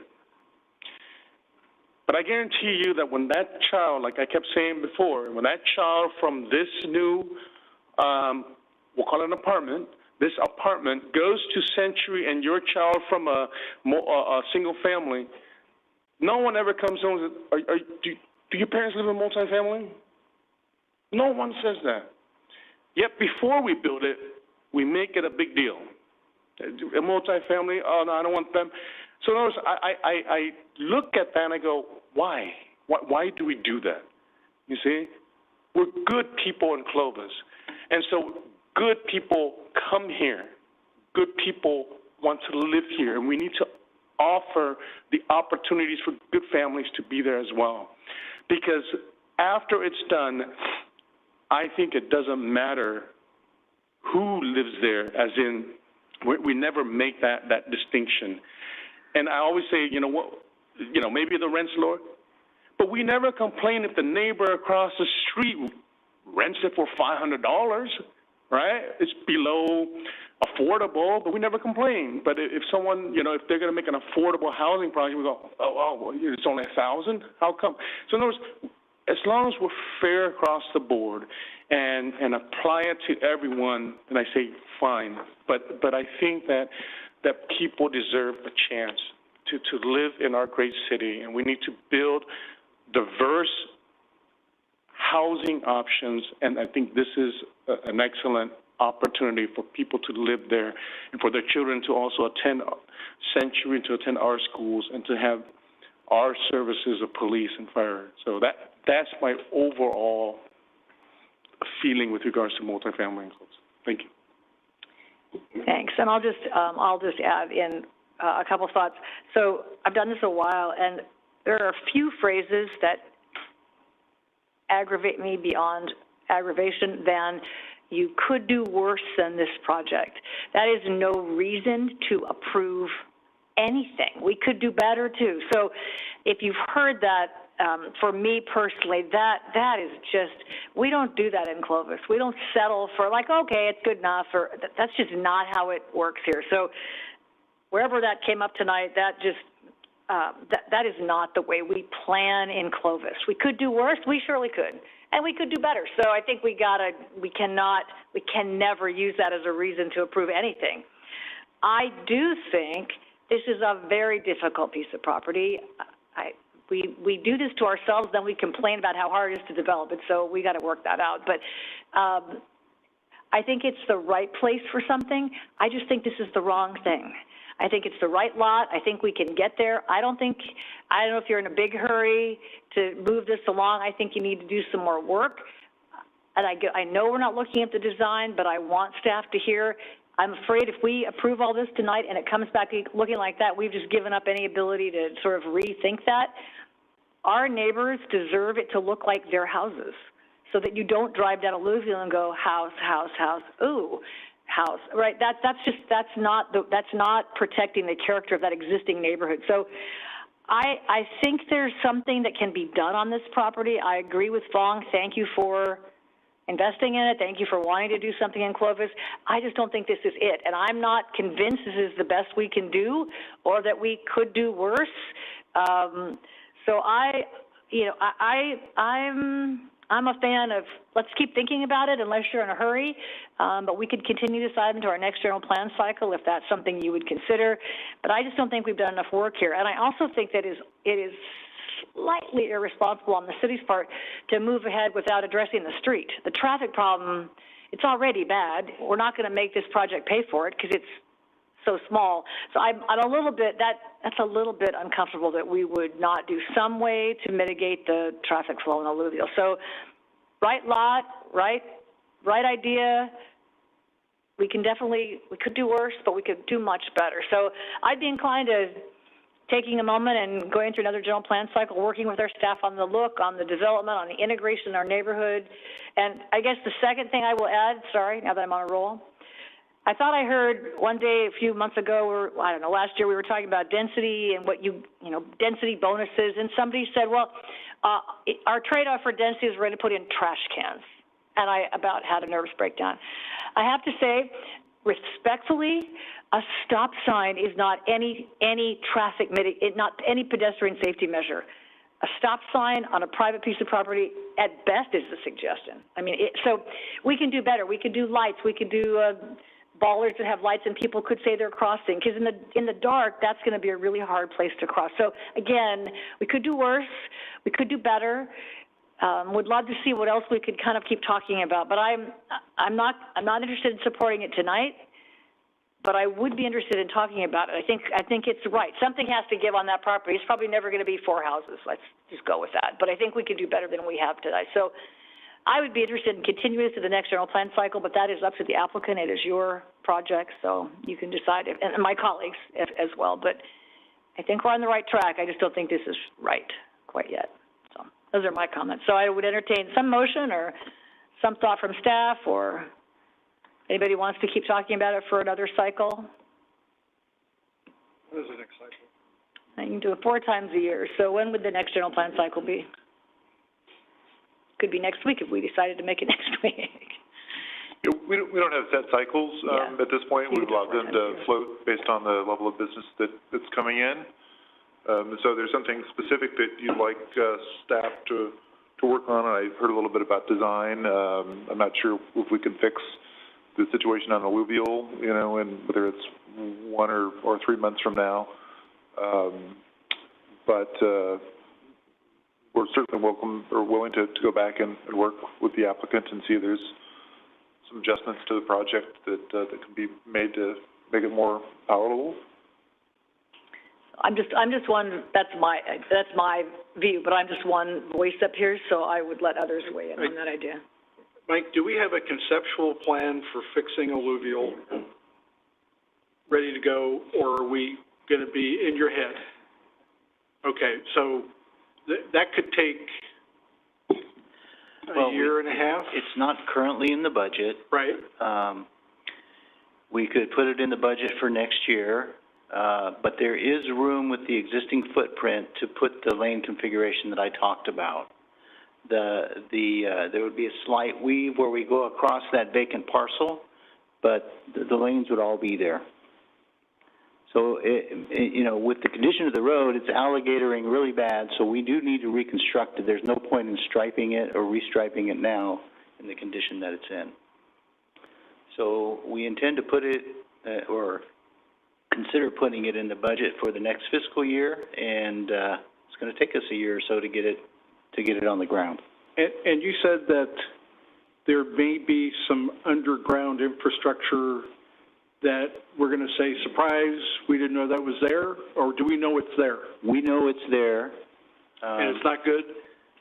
It's, we are going to have to really work delicately to preserve it, and you know, it's not a simple situation, but to the extent that we can go in there and just peel off the surface and replace the surface, we'll try to do that without disturbing what's happening with the grid that they have.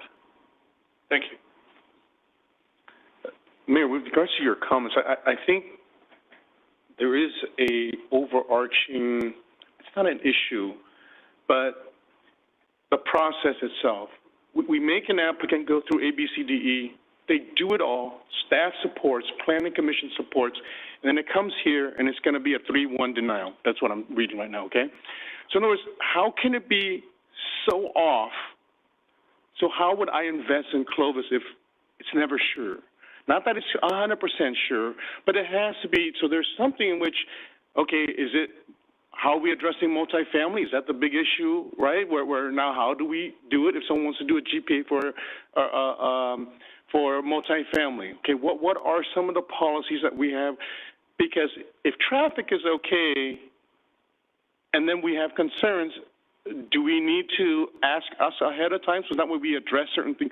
So in other words, they paid, I don't know how many thousands for this traffic study, yet I can say no, and then it's done. You see, and so not that it's bad, it could be good too for us to have that weight into it.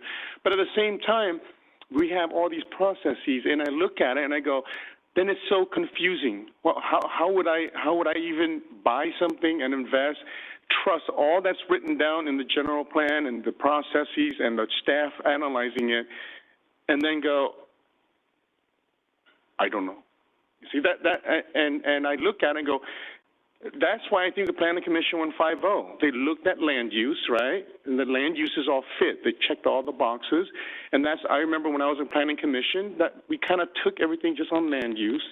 And so even if it was other stuff, we try not to let that hinder our decision. And so it was the GPA fit. That's why they went 5-0 on it. And so I'm trying to, that question I think is also important in what you proposed, that. How do we look at that? And so that way that it is clear to those who come and want to invest and or purchase and or even still live here. So that way they know, hey, these policies mean these things, and if we rely on them, that council is going to hold up on it, or that staff is going to look at these policies. So this is also for our neighbors as well, for our residents, going, hey, we believe in these things. And a general plan amendment that doesn't or crosses one of these policies is going to be a tough hill to climb. And so that. I think that's fair. I mean, I think from the applicant's perspective, but I think the neighbors had some good points about, and I can't remember all the things that you cited, but I mean, there are also a set of policies that say you can, the practice, or I can't remember what you quoted, Mrs. Alford, but it's from this zone designation to this. One level higher. Well, this is not one. So I think it probably goes both ways, right, in terms of how do you decide. And I would say in the course of time, occasionally the council goes sort of like, no, we don't agree with the Planning Commission. It doesn't happen very often. That's why they're there, right? But it's not a 5-0 vote from the Planning Commission has absolutely. Oh, no, I wouldn't say no, but I mean, we could reach a different conclusion. 5 people could reach a different conclusion. So, but I think your point is well taken, right? You do all of these things. Now tonight's action is really not anything about what this looks like, right? That isn't on the table at all. Never show that picture again. But I mean, the action tonight is just the land use. It's just about the dirt. That's it. But you've gone down a long way, so maybe there's some process that says it should be about all these things and site plan review and, right? If we're going to look at the whole package, because technically you could have just brought the dirt question, rezone from, general plan from this to this, rezone from this to that.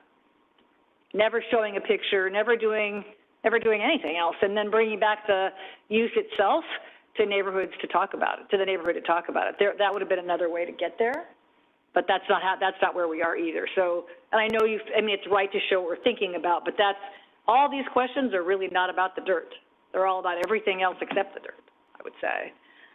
So I don't know the best way. I mean, maybe there's a process improvement somewhere in there we could think about, for sure.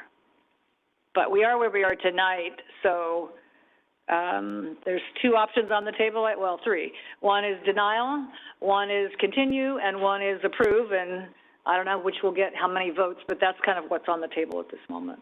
So you want to weigh in at all on a continuance, or you want us to move forward?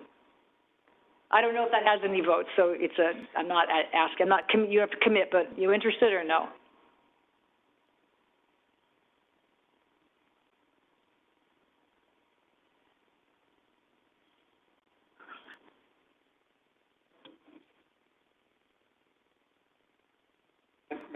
Yeah, Matt.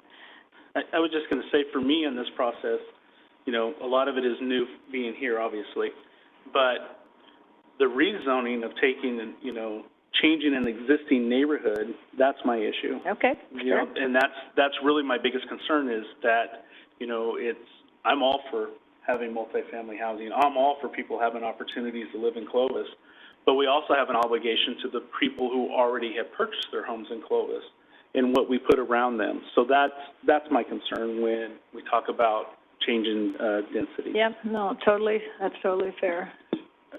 But I wouldn't be adverse to a continuance, because my big concern here is our traffic engineer is going to be retiring in July, and everything is up here. And if we don't have a plan for that street, I'm afraid maybe we're putting the cart before the horse, because a project like that's going to take a year and a half, 2 years, and I don't know what the construction time on this is, but they got to, we can't finish this project, and then, well, we have a plan for the street. So I would be open to not a long continuation. This gentleman's put a lot of work and effort into it. He's got his time invested, his money invested. I think he deserves an answer, so I'm not adverse if I get more from staff on the traffic issue. All right, so, do you want to comment on the continuance? Yeah. Again, it doesn't, I don't think it's going to go anywhere, but just in case. You turn your light on, or your microphone on. Thank you, yeah. So, I know that, as you mentioned, technically aesthetics aren't on the, table tonight. That's not the actual issue being acted upon. However, it's clearly a factor that's going through everybody's mind. The location of the buildings and even the flat roof is pretty essential to just the functioning of the project. Materials and colors and things like that, that's really just the skin of this thing. And Mr. Zakarian's willing to work with staff to, alter that in ways that, fits in more. Can't redesign the whole project. It's really, not super flexible in that regard, but the skin, materials, colors, and some of the ornamentation, there's room. Oh, you lost your microphone. There's room to work there, and he's willing to do that. All right. I do have a question from you. Mr. Zach, how long would, if we approve this tonight, how long would it take before you start putting a shovel in the ground? 6 to 8 months. Okay.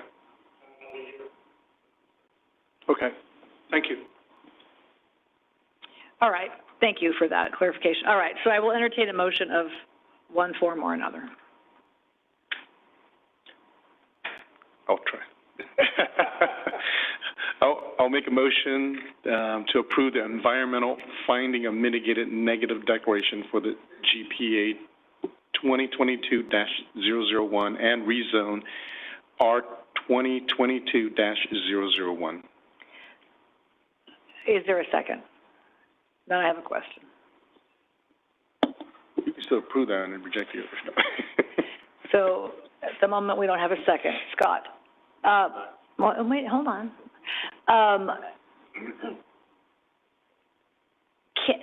The environmental finding can be made for the general plan amendment and the rezone. But if you're thinking of voting no on either of those, then would you approve the environmental, the negative declaration? It's not necessarily inconsistent to approve the CEQA document, but not go along with the actual underlying entitlement. So either the general plan amendment or the rezone. You're just approving the environmental finding of the CEQA document. So again, you're just saying, based on the findings in that initial study and the mitigated negative declaration, we think we can mitigate any concerns with this, but you still may not approve the ultimate project if you want. We can mitigate any impacts based on the land uses proposed in the rezone in this case, even if we don't support the rezone. Is that right? Correct. Okay. All right. All right. There's a motion and a second to approve the environmental finding. There's a motion. I will second. All right. There's a motion and a second now to approve the environmental finding of mitigated negative declaration for general plan 2022-001 and accompanying rezone. All those in favor signify by saying aye. Aye. Opposed? You and I. So motion passes 4 aye and 1 absent. I'll make a motion to amend the general plan to redesignate the subject property from the low-density residential classification to the medium-high classification. Is there a second for that motion? That motion is going to fail, I think, for the lack of a second. Is there another motion? A motion to postpone this to a later date within the next 3 to 4 months, where staff comes back with a conceptual plan on the traffic issues and then I would be, I think I could vote yes on B and C. But I want to have a plan. If we get the cart before the horse here, we could have some real problems. Okay, so your motion is to basically continue item B, the general plan amendment, to a future date when the applicant and staff can come back with the plan and the engineering strategy and all of that. Would it be the applicant and staff, or would it just be staff? Because I don't think it's on the applicant to fix the roadway. Would that be accurate? I think we understand the intent, and we'd be looking to determine if we could time the construction of the project with the street improvements. Okay, and then I'm going to amend my item. Continue the GPA 2022-001 to a date in the next 4 months for staff to come back with a plan, at least a conceptual plan, on the traffic issues on Alluvial. Is there a second to that motion?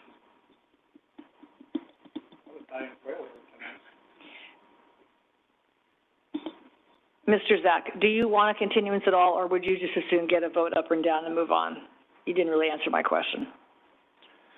You don't have to answer if you don't want to, but if we deny it, you can't bring it back for a year. Is that right?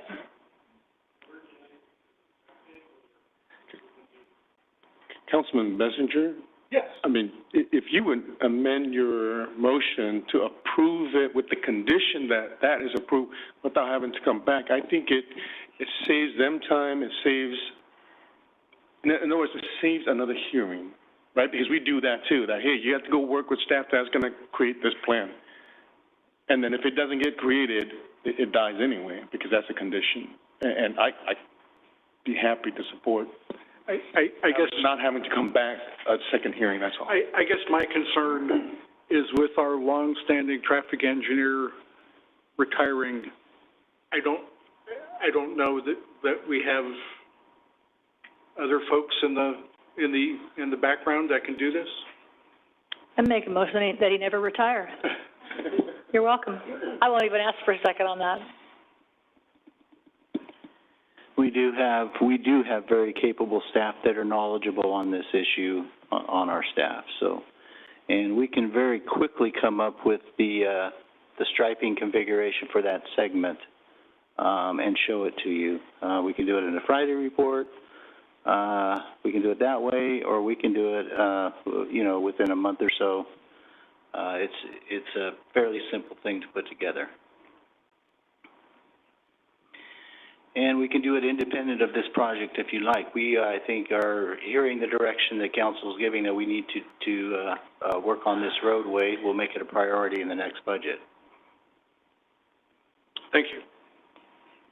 Vaughn, do you have something you want to propose? Well, I guess we have to. Wait. So your motion. Died, right? So okay. So the motion died for a lack of second. Can I ask a question just for staff before someone else tries this again? The medium density residential 4.1 to 7.0. No, wait, that's not what I want to ask.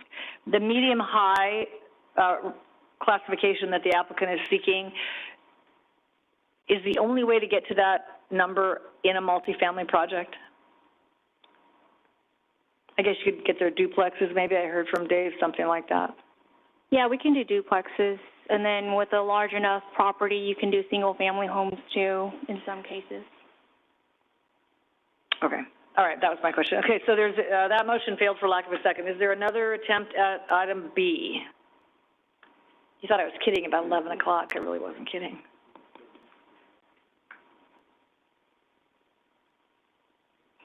Madam Mayor, if I could. I need a motion. Just yeah. Real quick, point of clarification, I guess, for Dave and Lily. Would it not be inappropriate, I guess, for council to, if they wish to approve these, but with direction to staff, to not consider a site plan until this traffic analysis is completed, or this, whatever it is that Mike may be putting together?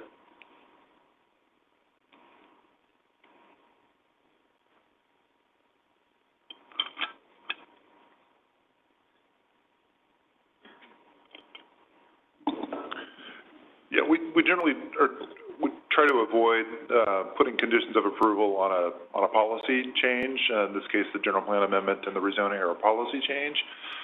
I think you could include direction in your resolution for staff to incorporate or coordinate the timing of the street cleanup, if you will, with the development of the site, and we can work that out in practicality. So I'm not sure if that's kind of what we're looking forward. I don't know if I answered your question, Scott. I think, yeah. Okay, let's try this again. Item B, approval of 2022-01 to amend the general plan to redesignate the subject property from low-density residential classification to medium-high density classification with direction for staff not to approve any site plan review until a traffic plan is published on fixing that roadway. I'll second that. There's a motion and a second that I cannot repeat, but you all heard it. To approve the amendments with but not to advance the site plan until a plan for traffic is presented. All right, there's a motion and a second. All those in favor signify by saying aye. Aye. Opposed? No. No. So that motion fails on a 2-2 technical denial. So that motion does fail on that point. Lynn, point of order. Yeah. With the failure at 2-2, is that kick in the year prohibition for him to bring it back? I don't know.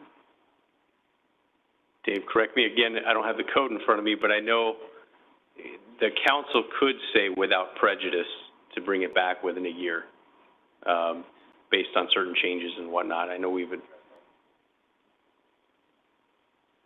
So amending the motion that says without prejudice, so he could come back in 4 months or 3 weeks or whatever it takes to get this worked out, is that right? Yeah, I think typically there's some sort of modification that's done to the application that makes it different than what was maybe denied by the council. I'm not sure what level of differentiation is required in the code, but certainly the council could also include in a motion that if it is denied, that it's without prejudice to bring it back within that 1 year. The advantage of bringing it back is you get a full council. It's tough to have 4 people vote because this is what happens. So my objection is, I'd be happier if you were just raising it to medium density, which you probably will not do. So I probably won't be satisfied either way. So that's just me. But if you had a 5th council member here, that at least you have a different chance. So I mean, I don't know if that rises to the level of your code discussion. If you'll amend your motion to be without prejudice, let the work continue. You could try that, or fail. Or go to Plan C and continue until we have a 5th council member. Well, that was my maneuver. That ship sailed. Oh. There've been so many motions. Okay, let's try this again. I think you just need to are you going to make the same motion, just say without prejudice? The same motion just without amend prejudice. That. Okay, so you're amending your first motion without prejudice. And you'll second that. So wait, I'm still opposed to the motion, but bring it back as soon as you want to, that's what we're saying? Okay. Yeah. Clarification on what I'm going to say yes or no to. I know. He's approving this? Am I just saying yes to bringing it back without prejudice? Yeah, and you can still vote no again if nothing else changes in the process. Yeah? Okay. Okay. Is that right? I would ask Councilman Betzinger to restate his motion so everyone's clear exactly what you're voting on. Every Monday night we have this much fun, so you could come back any Monday that you want and see how this works. They're not usually this complicated. This is complicated. Okay, go ahead. I'm lost now. Oh, wait, Carrie, can you read the motion out loud? I can read it. Sure. It was a motion by Councilmember Betzinger to approve the GPA subject to a staff not approving a site plan until a traffic plan is presented with the addition of this not being prejudiced. If it fails. So just so you're clear, if you're voting, you can't vote yes to half of that motion. So his motion is to approve it, and then without prejudice, I guess, right? So if you vote no, that's not voting yes to without prejudice, that's voting no to the whole motion. And you thought Congress was confusing. Okay. I actually am lost after 20 years up here. I have no idea what you just said. What if you just did a denial without prejudice? Well, we just passed, well, the motion did fail, so I guess your original motion failed. I'll make a motion that we deny the General Plan Amendment 2022, 001, amending the General Plan without prejudice. That's my motion to deny it. Just clarification, that gives staff time to work on the other items that we are requesting them to deal with. Is that right? Correct. So then we could bring it back, just make sure you got 5 votes here. Second. 5 people here. All right, there's a motion to deny the GPA request without prejudice, allowing staff time to work. All right, all those in favor signify by saying aye. Aye. Opposed? Nay. No. All right, that motion does pass 3-1 to deny the general plan amendment without prejudice and continue the work. And then there's no need to vote on the rezone if the GPA failed, is that right? Or would you like a motion on the rezone? I would. Can't have one without the other. Yeah. So without the general plan being approved, the general plan amendment, there's the rezone is guys. That's correct. Yeah. All right. Do we need a motion for that? Nope. No, you Nothing do to not. act on. All right, well, thank you all. Sorry it was confusing. You what? That's why Dan's right there with you. He'll explain to you on the way out. Thank you for being here. Appreciate it. And to the neighbors, thank you. It was messy, but I think the issues you raised are important and right, and we'll keep working on it. You bet. You bet. Ay, ay, ay.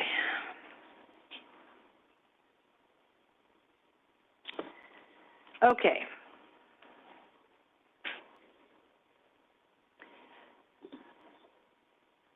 The next item is a resolution of necessity. We'll take a break after this item.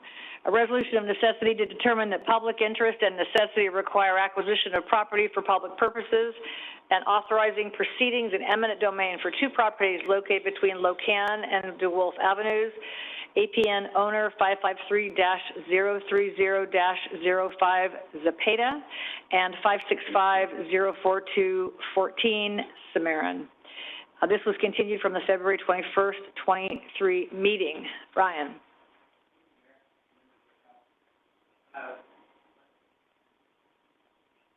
Is that better? Yeah. Yeah, thank you, Mayor and members of the council. Before I start, I'd like to introduce Jamar Rushton to my right. He's one of our new management analysts in the Planning and Development Services, and he's been here for about 6 months. He may never come to another meeting after he just watched all of that. Welcome to the city of Clovis. Yeah, among his duties, he works and in the right-of-way acquisitions for planning and development services. I wanted to introduce him. Welcome. So this item was continued to allow additional outreach to the property owners, subject to this resolution of necessity. Some good news with this update to council. Staff has reached agreeable terms with Jose and Carmen Zepeda, the property owners at the southeast corner of Herndon and Locan Avenues. Staff has a meeting scheduled with Zepedas on Thursday to finalize the contract. Staff also spoke to Cheryl Cimarron, one of the property owners of the parcel at the northeast corner of Herndon and DeWolf Avenues. She stated that they want to get an independent appraisal, and staff let her know that we could entertain a counter from them also, and she indicated they may do so, but staff has not received any counteroffer from the Cimarrons. Now, staff has been working with the Cimarrons since the latter part of 2021 and have discussed them providing an independent appraisal and counteroffer on several occasions. But staff has never received either. Over the last year, There's been about 20 follow-ups with the Sumerians, and we just haven't reached any agreement. Since both acquisitions are not finalized, staff is requesting the City Council approve the resolution of necessity as attached to the staff report. Staff will follow through with the Cepedas and will continue to work with the Sumerians to come to an agreement. Staff would like to point out that since a council member is absent tonight, to approve this item would require a unanimous vote. This concludes staff's update on this item, and staff is available for questions. And Ryan, the Sumerians were aware of this action tonight and sort of the need to move this along? Correct, okay. Yes. All right, thanks. Any questions for staff? Yeah, I have one quick question. Yes. So if we move forward on this, we're not doing eminent domain on both properties, correct? The resolution of necessity is basically restating that the property that's being acquired is for public use. So we hopefully we don't have to go down that road with eminent domain. If the Cepedas come in and the contract signed and it's finalized, we'll have the deed recorded, and we're all good on Thursday. So we'd be done with them. I think he's wondering about, does the action still need to reflect the Cepeda property, or since you have an agreement with them, or you want them both in the resolution? Yeah, we would want both of them in the resolution because it's not finalized yet. Okay. All right. Because if something did happen and people back out, and we would have to come back. Yeah, getting both approved is what we recommend. All right. Does that answer your question, Matt? All right. Anybody? So close. Everybody, stop talking. Open the public portion. Anybody in the chambers want to comment on this item? Anybody online? No. All right. We'll bring it back to the council. What is your pleasure? Brian and Jamar, great work. I think at the last council, we were very clear that we wanted to give a chance, and I appreciate you doing that and also reaching out to the Samaritan family. So with that, I will make a motion approving resolution of necessity to determine that public interest and necessity require acquisition of property for public purposes and authorizing proceedings in eminent domain for two properties located between Locan Avenue and DeWolf Avenue. APN owner 553-3005, Cepeda, 56504-214 Sumerian. Second. There's a motion and a second, as read by Mayor Pro Tem Monatua. All those in favor signify by saying aye. Aye. Opposed? Motion carries 4-0 with one absence. Next up are administrative hearings, and maybe instead of taking a break, we can just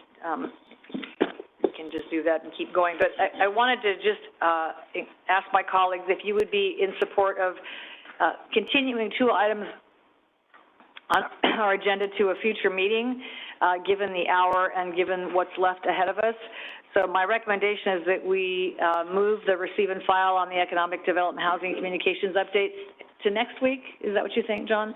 To next week, and I think that it's important for new council members in particular, and without Councilmember Pierce here, that might make sense. And then the second item that I would request that we advance to next week is the receive and file of the 5-year financial forecast in the interest of time. Thoughts on that? Yeah. So we will continue those items, move those items till next week. So if you are here as a staff member, you can run out of here as fast as you want right now. Okay, don't run. But so thank you for being prepared, and just hold on to those till next week. So let me introduce the next item. If folks need to take a break, feel free to do that. Item number 15 is considering various items related to the retail market survey, and land use evaluation of the Shaw Avenue corridor. This is a receive and file, the results of that survey and evaluation. And second is to consider approval for the city to enter into an economic agreement with Cosmont Companies to provide a fiscal impact and economic benefit analysis for the redevelopment of existing retail space in the Shaw Avenue corridor in the amount of $25,000. And Chad, you are the staff on this, so welcome. Thank you. Look forward to presenting the, violated my own rules there. Look forward to presenting the department update next week to council. Mayor, council members, tonight we'll be presenting the findings of the first phase of a retail market survey and land use evaluation. We're calling it phase 1, as we'll be asking you to consider authorizing phase 2 at the conclusion of this presentation. In May of 2021, the Economic Development Department commissioned a study on the state of our retail market. As you recall, back in May of 2021, we were just coming out of the pandemic, closures, and things were still evolving. We knew that the state of our retail and the way we shop had changed. We wanted a snapshot of our retail market, plus a deep dive on our current and possible future land use of retail space, with an eye toward maximizing revenue. In particular, we wanted to take a hard look at the very important Shaw Avenue corridor to ensure its vitality. For the study, we hired Cosmont Companies. They are a real estate and economic advisory firm. They work with municipalities across the state. And I'm joined by Ken Hira, president of Cosmont, who will be making the presentation tonight. Okay, thank you very much. I know that the mayor stepped away, but mayor and members of the council, my name is Ken Hira with Cosmont Companies. Pleasure to be here. I will try to be relatively efficient in going through the presentation. I know that there's a lot of information in the full report, which I believe you've had an opportunity to review, ideally. And frankly, there's a lot of information in this presentation. So I don't want to rush, but I want to certainly be available to have a discussion about certain topics on retail. We have been around for 36 years working in economic development and real estate advisory work for hundreds of cities across California. Now, the executive summary was also as part of your full report. I don't really want to read slides and read bullet points per se. What I'd like to do is advance through this portion and really get to the illustrative portion of this presentation for tonight in summary, so that the graphical representation of really some of the salient points in the executive summary and the report can be discussed. So one trend we've seen in our analysis, just broadly speaking about your city, of course, is that the unemployment rate has really come significantly down. It popped up during the pandemic, and you'll see lots of trends that are pandemic related, and then you'll see post-pandemic trends. And the good news here is your unemployment is far below what it was pre-pandemic levels at about a 3% ratio. So that for us helps us understand the health of a community per se from an employment perspective. You do have more people leaving, about 41,000, than you do coming into work every day. I also believe this pattern may end up changing a bit. You've got major job centers, though, in Fresno and other parts of the surrounds. At the end of the day, we're also in a hybrid work environment, and we'll talk a little bit more about that. I think this information is very important. The graph on the right, which is the average of California cities, this dictates where tax revenues come from. So if you look at the average of 22% being derived from the average of all cities from sales tax, 40.5%, but call it 41% from property tax, and I'll highlight a third category, which is TOT, which is transit occupancy tax at 8.1%. We try to make comparisons to cities that we take a look at so that you have a benchmark. In the case of Clovis, you certainly derive a lot more tax revenues into your general fund from sales tax revenue. So we want to be aware of that and be conscious that at about 35%, you're reliant heavily on sales tax revenue, or more heavily than the average of other cities. Property tax is pretty consistent at about 41%, and then your transient occupancy tax is about 3.8%, a little bit less than the other than the rest of the communities, just as a comparison. That doesn't mean right, wrong, or indifferent. It just tells us, and what this chart is, which may be a little bit confusing, it's kind of a scattergram. Each one of these dots represents a city in California. And so to take the extremes, it says that some cities in the green to the far right are really heavily reliant on sales tax. So there's one way over there at 85%. And then the blue dots to the top say, indicate that there are certain cities that really rely heavily on TOT. That is, you know, the hotel business really derives their general fund. Clovis is a little leaning toward sales tax, as I described, in terms of where the location is of the scattergram dot of your city, but it's not really heavily reliant on transit occupancy tax. Can I ask a question? Sure. What kind of a city would be in the 85% sales tax, as an example? I would have to name them.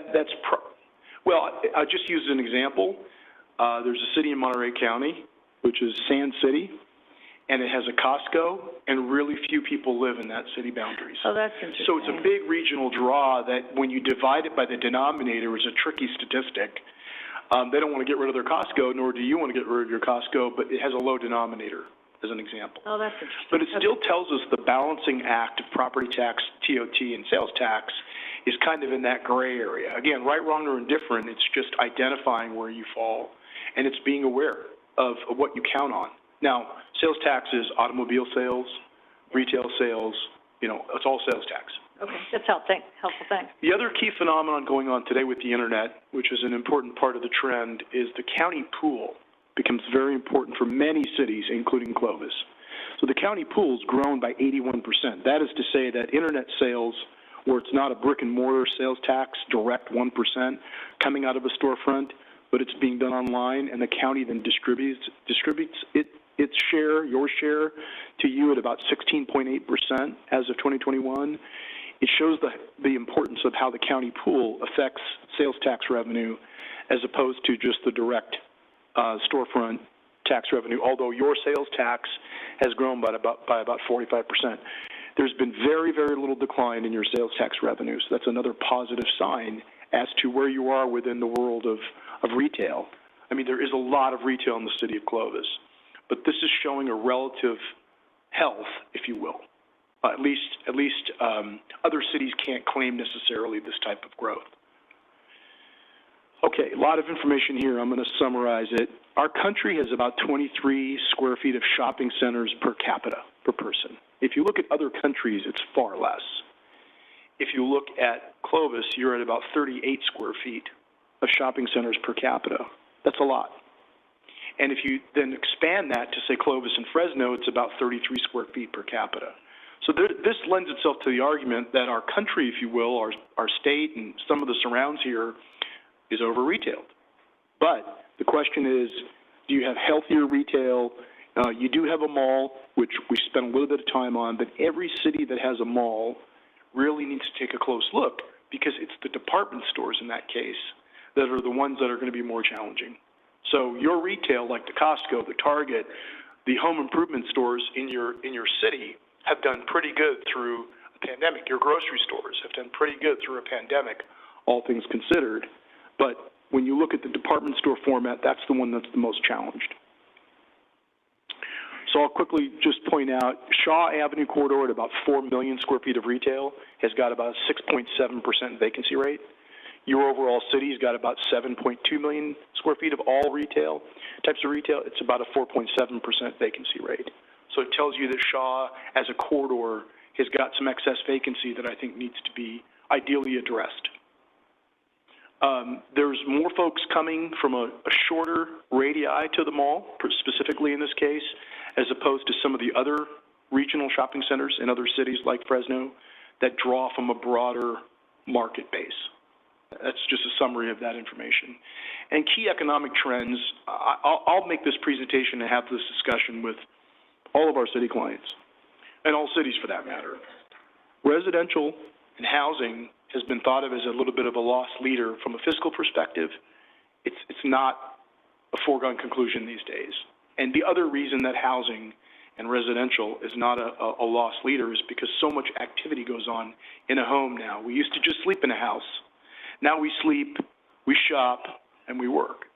And so it's actually an economic driver if you think of it that way. Plus we're in a massive housing shortage. Retail is not just retail anymore. You'll hear me use a term called blended use. Retail on a regional large-scale basis ideally wants to blend. It wants to blend with residential, it wants to blend even with industrial, it wants to blend maybe with office, even though the office market is being challenged on a broad scale. You know, retail wants to be integrated with other land uses. That's our opinion of a very important trend, and we call that blended use because I think retail needs to be right-sized in many communities. Teleworking is the whole reconfiguration of office, and frankly, your office market is actually doing pretty good. You've got medical office demand and some professional office demand. We found that those metrics are actually pretty positive, but the teleworking concept is, in one sense, here to stay. The hybrid working concept is, generally speaking, here to stay, catalyzed by the pandemic. And then industrial, you know, fulfillment, last mile, e-commerce there's an insatiable demand for that asset class as a trend. So examples of engaging retail, the outdoor component of retail centers. You know, we sometimes joke and say that open space and green space and public space is the new anchor tenant in retail shopping centers, large scale. So open space is very important as an amenity. So I'll go through the net rest pretty quickly, but your office market at a 5.7% vacancy rate is actually relatively healthy at 2.2 million square feet.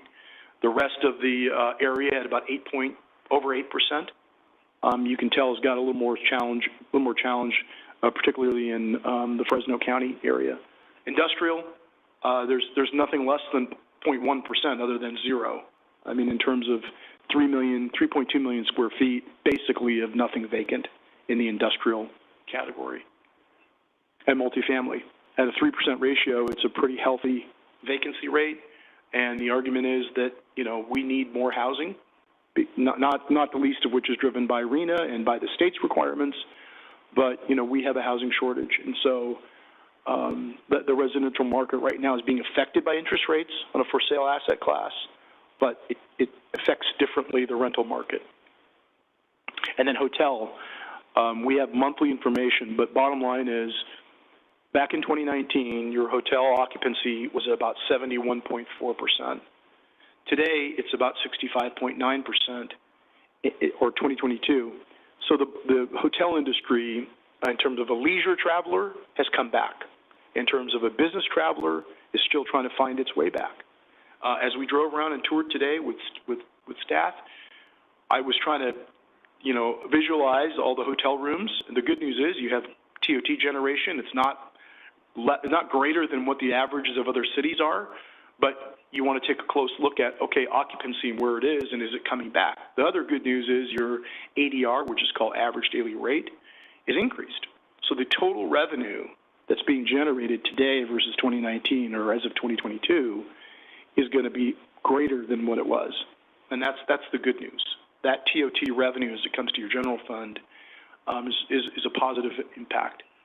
And then I won't read through all this, but, you know, there's some office demand. You have a very strong industrial and multifamily market. Reuse and reinvigoration of retail space. This vacancy on Shaw Corridor, which, by the way, I think the city has done a really good job of filling and backfilling spaces. As Andy and Chad and I talked today, it's pretty amazing the vacancies that have been filled with meaningful retailers. But you have a lot of representation of retail in the city. So now what do you do with the vacancy?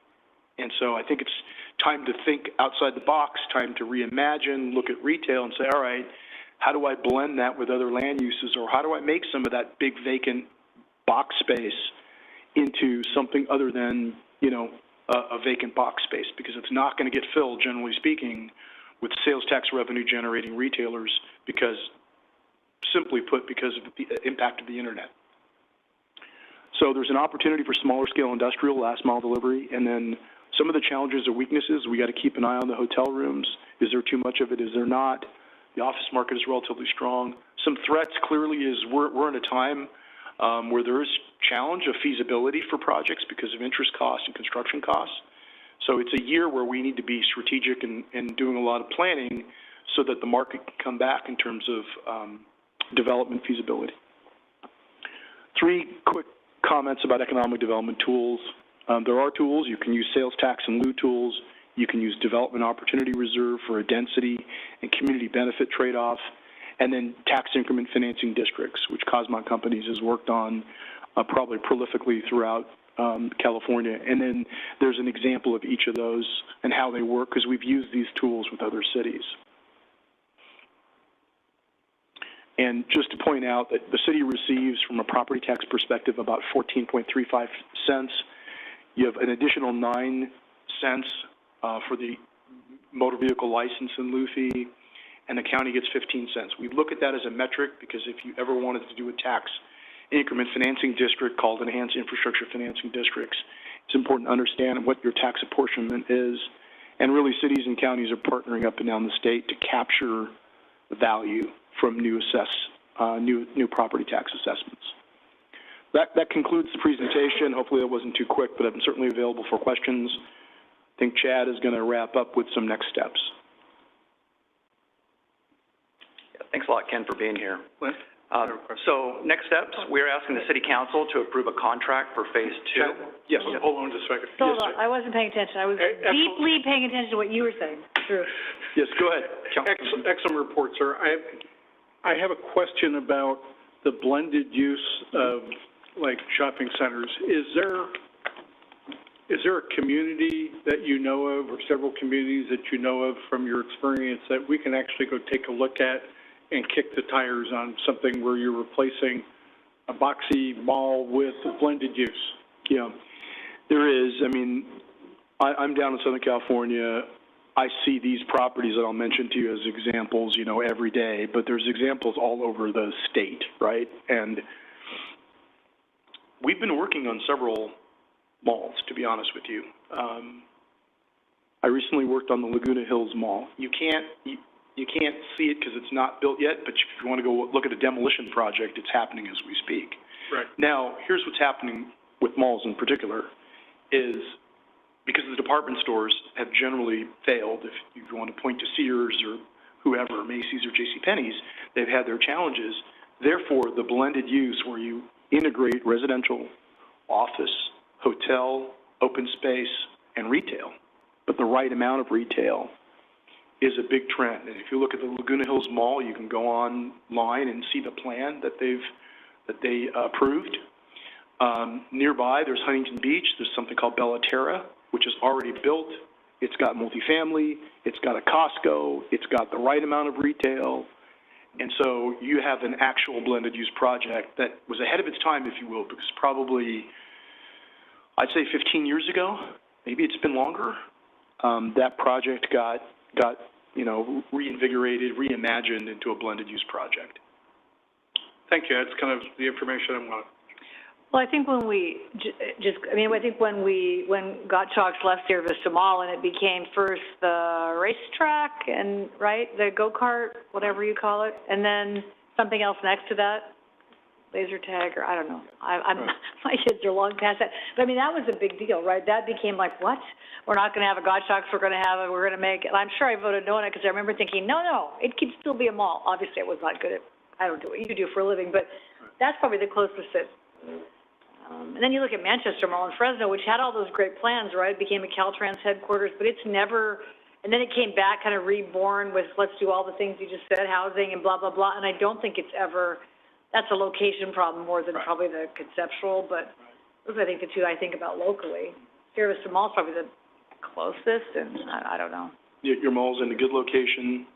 It has some strong merits to it. You know, I think the Target helps a lot, frankly. The Targets did pretty well. Walmart's did pretty well, you know, during the pandemic. But Sears is a tough proposition. It just is. You know, it's not going to get filled with a tax-generating retailer, because the department store format is the one. You know, the Nordstroms of the world are looking really closely how big their stores are. They all are, because I think bigger isn't better anymore. Yeah, no, I think that's right. Anyway, Chad, finish up. Will do. All right, so we are proposing a Phase 2. It'd be an economic benefit analysis, in particular of the Shaw Avenue corridor. It would take a look at the Sierra Vista Mall as a case study. Potential future uses of the property could include some land use opportunities. This could be in coordination with the mall landowners and trustees. The results will be able to be applied to a variety of parcels, either on Shaw Avenue or elsewhere in the city. and this would also be done in time to be part of the general plan update. When you say service to all landowners and trustees, do you only mean for that corner? You're not talking about the across the street McDonald's El Pollo Loco corner, or are you talking just the service to all property? Well, I think one of the focuses is because the vacancies tend to be, oriented around that mall. There are other vacancies. I think we should look at the corridor, generally speaking, but I think that mall as a case study is where I was just talking about, because we've worked on so many of those, not just because we've worked on them, because they're the ones that probably need the most attention, and that probably something can happen, with a single property owner and a single landowner. That can make a big difference. You also have disparate property owners in other circumstances, and so that's a different challenge. So I think the focus is trying to take a look at your mall because of the department store vacancies. I think about the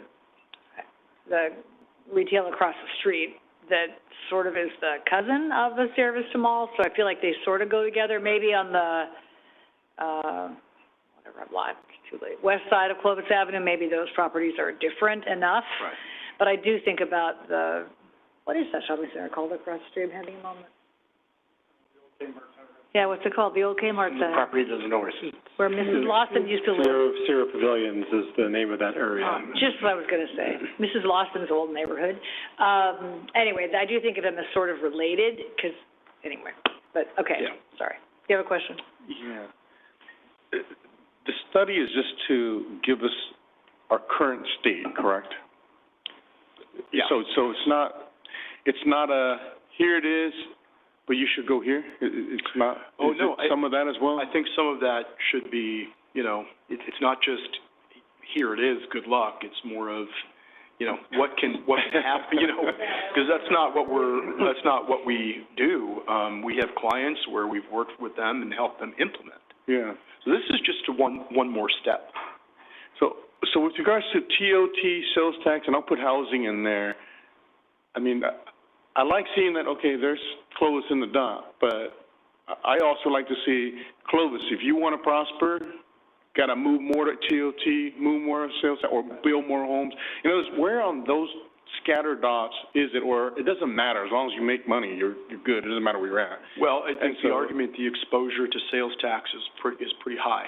So we want to try to figure out, all right, what do we do with those vacancies? Because, we don't want to push more large-scale, big-box retail because it doesn't really work anymore. So you want to be more experiential, which is not a sales tax revenue generator, but it can generate some trips and keep your current retail healthy. So it's just the sort of right sizing of that retail. That's what's important. And is there a recommendation also how we can draw more industry in, or which industries to go into? Is that something which we would have to do internally? I mean, are there recommendations where, hey, medical is good, keep going that way, or no, you guys need more industrial, we don't have any of that? Right. Well, some of what we did points to that, i.e. your industrial market analysis, and I know that there wasn't huge amounts of, action items per se, but the industrial market is so strong. Now, it's going to go through a cycle as well, like anything, so I think some of those recommendations we can help with, at least to point to, what makes sense for you guys. I mean, really, I kind of have that picture in my head, and I think we can work on some of that for phase 2. I think, Chad, for phase 2, if we can get some feedback or analysis to, if there is a tax measure, how does that affect our sales taxes? Right. Like if we do a half cent, 1%. And I think that analysis would be very beneficial to us as we move in that direction. I don't know how long phase 2 will take, but I think a true analysis of that would be helpful for us as we look into that as well. Yeah, maybe that can be part of really some sort of recommendations as we get through phase 2. Phase 2 is just one more step in the process. Okay. I think there's more steps is what I'm hearing from you, and I appreciate that. Yeah. And then in your analysis, do you look at our impact fees? and how that attracts and or deters others from wanting to build here? I mean, It's a great question. We didn't look at impact fees per se. We've done more economic development, strategic type work, as part of a different type of scope, but you're hinting at those things, where we might take a look at some of your policies and regulations, and it's not just the fee, it's also the process. Yeah. What does it take to get an entitlement in your city? What does it take to get permitting, and give an opinion, if you will, and sometimes that comes from surveying stakeholders, business owners, and developers to know if you want to put yourself in a category of being quote-unquote business-friendly, hey, we can process expeditiously, and that's helpful to the private sector, because we need the private sector to make the investments. And sometimes they run into, roadblocks, if that's what you want, but it takes two to tango as well. So I say to the private sector folks, hey, you got to be collaborators. And I say to a lot of our city folks, it's better if you end up on the more flexible side of life than inflexibility. So with those two things, I think that were born out of the pandemic, frankly. Yeah, Chad, I don't know how much this last point we are asking Cosmont. I think it's important to look at that and how we can improve that, or how that affects our future growth as well. Yeah.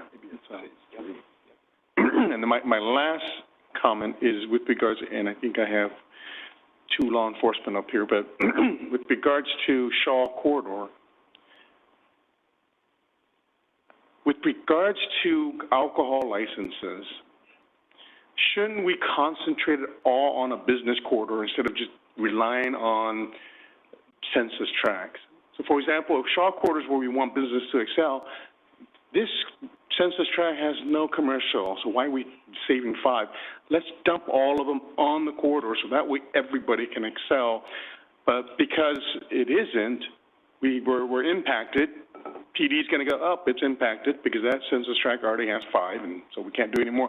So the next business can't excel because, they don't have a alcohol license. So, in other words, how do we rethink all that to make it where, how do we make a business sector really excel? What is it that they need?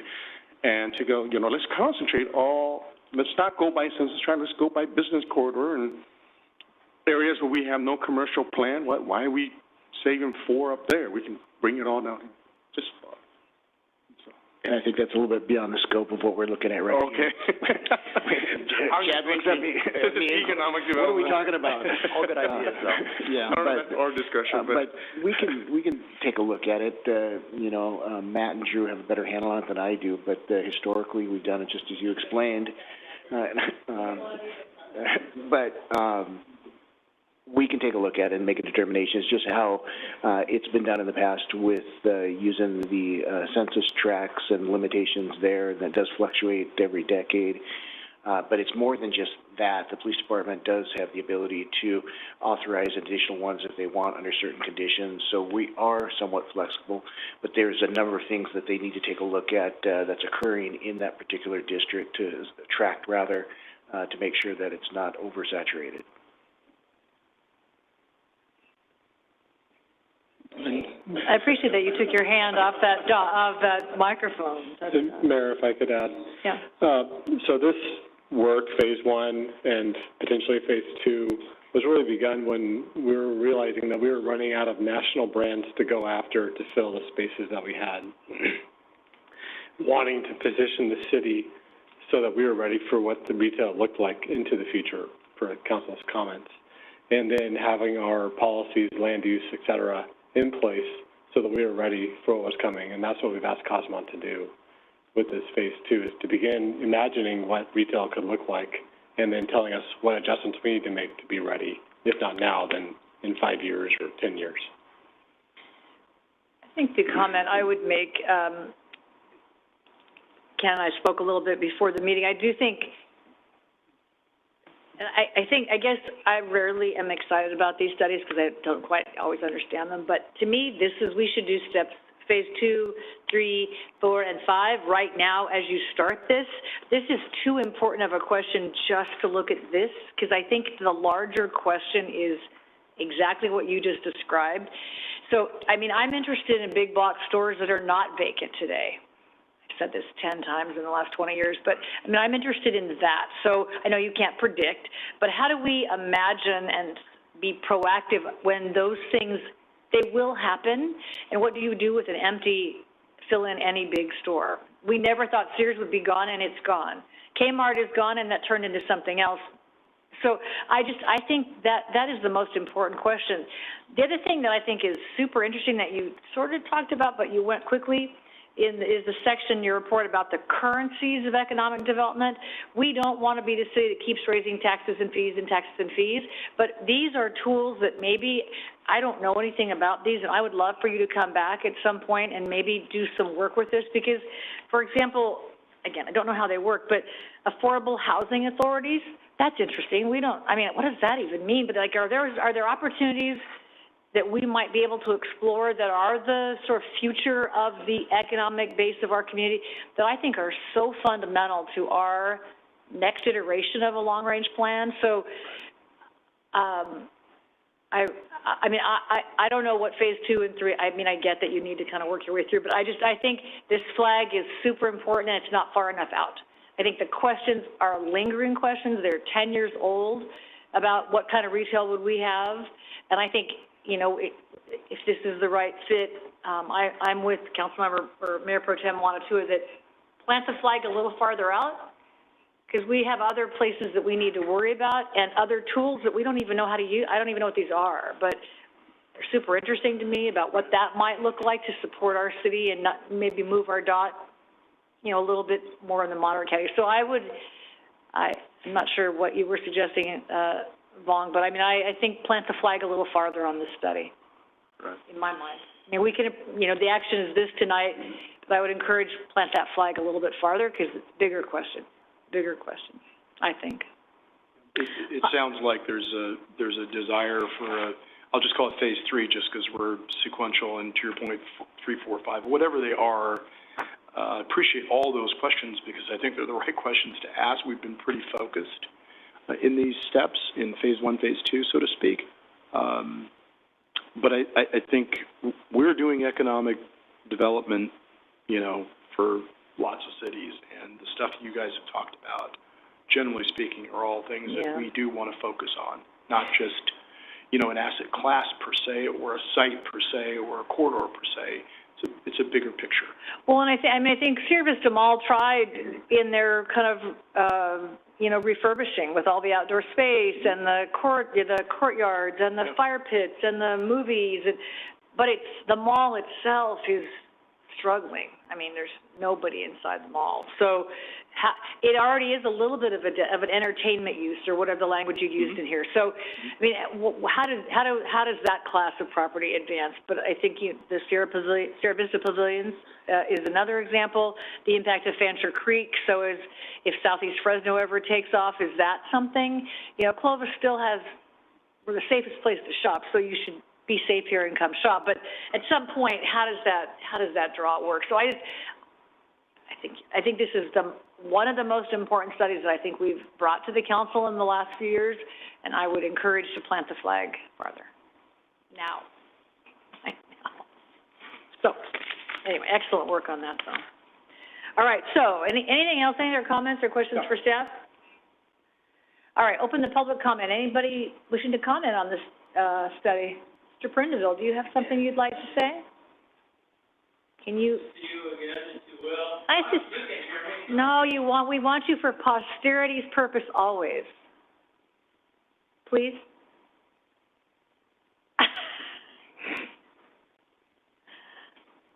You know what it's like to sit up here, so thank you for following instructions. No, we used to learn to speak from out in the audience. Oh, well then. I know you can hear me. Thank you. I won't make you state your name then. I don't know that I've met the other 3 members of the city council. So state your name then. So I am Dennis Prindiville. Yes, I was a planning commissioner. I was a city councilman, and I was a mayor of Clovis. I am presently, if you will, one of two trustees of the Sierra Vista Mall. I am going to ask this gentleman for his business card.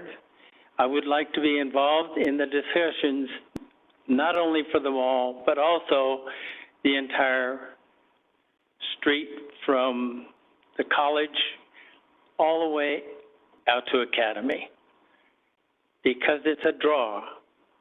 And where is it drawing from?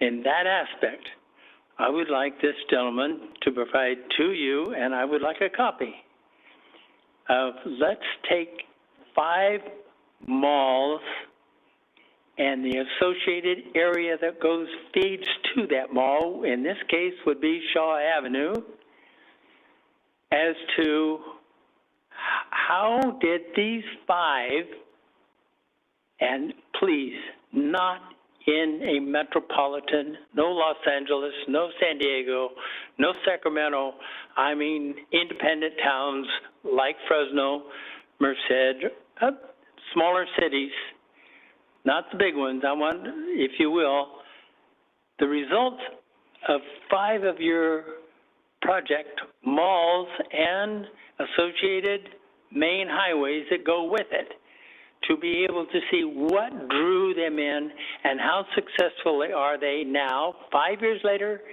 than they were 10 years earlier, or from the day you initiated to do the work for them, and what was the net product.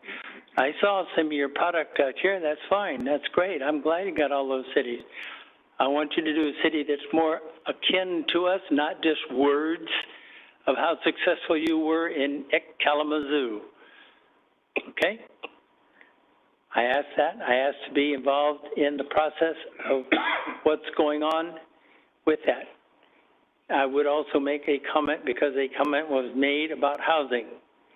I would tell you right now, I have already run it by the benefactors, and while the majority of them are major charities, you don't want 3 nuns sitting in this audience to argue with you against low-cost housing. And they've already done some homework, and they know there's an exact relationship of low-cost housing with crime, thievery, and other non-profitable operations, and we're talking profit. What's good for us is good for the city. You get the sales tax. It was very well done about that. Thank you. Thank you, Mr. Prinzell. I'll just say that the mayors have gotten nicer in Clovis over time. Oh, I'm just kidding. He's smiling. Thank you, Dennis. It's always nice to see you. All right, any other public comment on this item? So, anybody online? So I'll bring it back for a motion to, that's it before us tonight, entering into the agreement up to phase 8, apparently, is where it has gone tonight. That's not the action. Phase 2 is the action tonight. There's an action too. Yeah. So we'll thank you for the report. Very interesting. Sorry you had to wait through such long items ahead of you. But I will entertain a motion on the agreement as presented tonight for the next phase of this. I'll make a motion to approve for the city to enter into an agreement with Cosmont Companies to provide a fiscal impact and economic benefit analysis for the redevelopment of existing retail space in the Shaw Avenue corridor in the amount of $25,000. Second. Is there any other discussion on the motion? All those in favor signify by saying aye. Aye. Opposed? Motion carries 4 in favor, 1 absent. And I think you all heard from all of us the encouragement to let's look a little farther out. Bring it back. All right. Thank you. Thank you. Nice to see you, Dennis.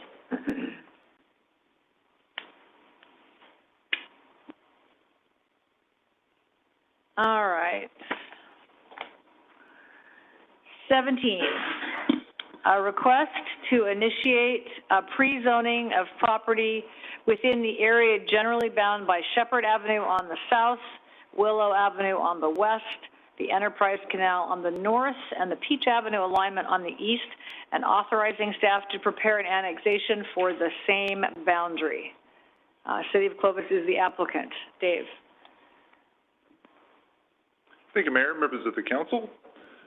As you noted, the request this evening is for the council to initiate a pre-zoning and to authorize staff to prepare an annexation application for the area shown in the shaded purple on the screen. Both of these items, if they're initiated tonight, will come back for final council action in a couple of months. And the purpose of these requests is to annex parcels for housing sites that will go into the city's housing element prior to the end of 2023, which coincides with the state's requirements. The area in question is what we're calling the Willow Avenue corridor. It's part of the Heritage Grove area, which is our northwest urban center. The land use pattern for this area was established with the 2014 general plan, and then a couple of years later, we came back in 2016 with the Heritage Grove design guidelines, which set the development parameters for this area. We are currently looking at multiple development and annexation applications in Heritage Grove, including a couple that affect this Willow Avenue corridor area. And within the Willow Avenue corridor, there are some high-density residential sites that are currently reflected by the land use pattern. So basically, those are the darker purple areas here, and then here, and then this brown area here. So between the land use designation, which allows these higher density sites, and the fact that we had applications pending for annexation and development, these higher density sites have been rolled into our preliminary housing sites inventory for our housing element. So let's flip a little bit to the discussion of the housing element. An inventory of sites is required to demonstrate that we have capacity for about 9,000 total dwelling units in our housing element. About half of those, or about 4,500 units, need to be identified in general plan designations and zone districts that would allow at least 30 units per acre to be developed. That's pretty hard in Clovis. We don't have a lot of property that is zoned at that high of density. And so we're going to be looking for creative ways to meet our housing inventory. These sites need to be in the city limits by the end of 2023, which is basically by the end of the current planning period and the start of the next planning period. And so although we're working with developers on annexation plans and development plans for these areas, those schedules are running a little bit further behind than where we thought they were going to be. And so we're not going to make the schedule that's required by the state if we rely on the developer-based projects to move forward. Unfortunately, the details relative to timelines and requirements from the state weren't really understood until we talked in detail with our consultant in roughly January of this year. And in the last 7 weeks or so, we've spent that time developing a strategy to get these sites annexed with a city-initiated process. A lot of the time that we spent over the last few weeks has been working with the owners that are involved to make sure they're aware of what's being proposed, and we identify any concerns that might exist. We initially, the director and I met with the two major project proponents that are in this area to identify what would be needed to meet the city's requirements and how that would vary from their existing proposals. We followed that up with an informational meeting for all of the property owners that would be involved in this request last week. During that meeting, we had 13 participants attending, and those owners represented 18 of the 26 total owners that would be affected. During our meeting, there weren't any objections to the pre-zoning. There were a variety of questions and concerns that came up from the small lot owners, we're calling the rural residential owners of, let's say, less than 5 acres. And their principal concerns were what are the requirements going to be relative to connection to sewer and water after annexation, or what would our driveways look like, that sort of thing. Those are common questions that we get, whether the application is a city-driven or developer-driven annexation. We'll work individually with those owners to make sure they get the information as best we can over the next few weeks if the city council authorizes us to proceed. We also mailed notices to surrounding property owners of the council's meeting this evening. There were about 358 notices sent. A good portion of those were on the Fresno side of Willow, just because that's the way the radius worked. If the council authorizes staff to proceed, we would refine and confirm the pre-zoning classifications. We included some preliminary information in your packets as to what we think it looks like at first blush. We would continue to work with the owners on their individual questions and concerns. The Planning Commission would consider the pre-zoning at a meeting that we've targeted for April, and then the council would consider the pre-zoning and annexation sometime late spring and roughly May or June, after which we would turn around and submit as soon as possible the annexation application to LAPCO, and then it would take roughly 3 to 5 months to get through that process and get all the way through before the annexation was complete. So we think it's very, very doable to get this corridor annexed into the city by the end of the calendar year. There's not a lot of time, but I think there is sufficient time as long as we keep moving forward. So the staff recommendation, as I outlined when we started, is for the council to adopt a resolution initiating the pre-zoning and authorize staff to begin work on the application. Before I wrap this presentation, I want to talk a little bit about how we came to this particular boundary. The city-initiated application is something that we don't do a lot of. I've talked to staff that's been here for a number of years. I said we have done and participated in city-initiated applications in the past, so it's not completely unusual, but that doesn't happen very often. This annexation is entirely driven by the desire and the need to get these housing sites into the city by the end of the year. The prerequisites for doing that are that the sites can accommodate high density and that they're eminently developable. And by that, I mean that realistically they can be built towards the first couple of years in the planning period, so maybe 2, 3, 4 years from now. That doesn't necessarily mean that they're absolutely going to, but there's not necessarily some immovable obstacle to their being developed during that time period. And so the fairly, I mean, it's a big annexation area. It's about, in round numbers, about 500 acres. But we did look at the surrounding area to see if there was any additional acreage that made sense to bring in at the same time. What we found is that there's lots of area designated for residential, but it's all serving the level of housing that we have plenty of. So there's not an urgency to bring in, for instance, the land along Shepherd Avenue that's east of Peach. We also looked at property north of the proposed boundary, and currently the proposed boundary is the Enterprise Canal. In particular, there's a property that could accommodate high-density housing on this property, which is the Clovis Hills Church site, and potentially in a mixed-use area above. I talked at length with the owner of the Clovis Hills, Pastor Beatty, last Friday. He has expressed a specific desire to be included in the annexation, if there's any way that we can do that. And there is indeed some high-density residential land use on that property that could at least potentially accommodate housing sites. The primary obstacle that we have to doing that is that all the property north of the Enterprise Canal is in the Garfield Water District, where it's, I guess the best term is uncertain as to what kind of water allocation would be in place to serve that area.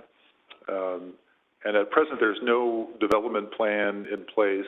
There's an idea of developing, but there's no real schedule or proposal to put something on the ground, and that has probably resulted in the lack of pressure to get that question of water allocation answered in full. And because we really couldn't identify the area north of the enterprise as imminently developable, we haven't identified housing sites there, and for that reason, we're not proposing to include it in this annexation. That issue of how we're going to provide water north of the enterprise is an issue that's bigger than this annexation. It's something that needs to be addressed. There have been discussions between Garfield Water and the city's public utilities department. So I wouldn't say we're starting from zero in that discussion, but there's not yet an answer that we can point to clearly and say this is how water is going to be delivered or provided to that area. So that has been our sticking point. Philosophically, we'd love to have the additional acreage and be able to identify additional housing sites, but until we could reasonably say to the state, this area is probably going to be developable in the next couple of years, we didn't feel like we could justify bringing it in with this annexation. So with that note, that concludes my presentation. I'm happy to answer any questions the council might have. Thanks, Dave. Questions for Dave? It's great news. It's about time. The land, Shepherd and Temperance, almost 1,000 acres, is already in the sphere, so does that need to also be pre-zoned in order for us to count it, or that's already going to be counted in? Yeah, we have discussed that with our housing element consultant, and it hasn't been far enough along in the process that we had the level of comfort to include it as housing sites. Okay. It will ultimately become valuable as replacement sites in the future when it gets to the point where it's been pre-zoned and annexed and ready for development. But it's a little bit far enough out in terms of the master planning and environmental work that we chose not to include that area. Okay. The second factor on that property out, and I think you're talking about the Vista Ranch area that Wilson is proposing, yes. If I'm understanding. There is some land use designation in place in that area and or proposed by the developer that would accommodate high density housing, but there's not a lot of it. And so we will take advantage of the land use designation to the extent that we can when it's ready, but there's not as much there as there is along the Willow Avenue corridor. And then what about the northeast, kind of south of Harlan Ranch? That moved along kind of far. I thought they were in the master planning process. Yeah, it's real early in master planning process, okay. And that area also has concerns or uncertainties, if you will, regarding the timing of infrastructure and how that will be served. So depending on how quickly that progresses, it could ultimately become valuable as we need more land to identify for replacement sites. And whether that's with this housing element cycle or the next, it'll really just depend on how things progress. And this current section will allow us to plan comfortably with regards to the 9,000 homes? I would never say comfortable. Okay. I think, and I'm not sure what your definition there is, but we do need the sites as part of our housing element. There are a variety of criteria to where housing sites can be planned. So for instance, even if all 500 acres could all accommodate 30 units per acre, the state would not say we could pile it all into one place because it would be too much concentration of theoretically affordable housing sites in one area. So we need to be able to identify a portion of that area for high density / affordable housing opportunity sites. But we also have sites in Loma Vista as well as a variety of infill sites that kind of round out where we would put these higher density sites. And then do you foresee more overlay to be able to accommodate those 9,000, or I don't want to get too far ahead of this. We're still working on our inventory. We hope, literally, we're measuring that in, hours, if not days, before we have to have that settled, but we're still working on the details. We are at this point scheduled to present the draft housing element with the inventory to the council and the planning commission at the joint meeting on the 20th. So I don't want to get too far into that because I don't have all the details, but I think at this point, I think the existing overlay is still going to continue to be part of our inventory, just not as big a part as it has been in the past. No, this is the right move for the city to be proactive and to actually initiate sort of where we're going to go and plan. And so, thank you. Great job. Thanks, Paul. Other questions for Dave? No. Open the public comment. Anyone in the audience wishing to comment on this, please?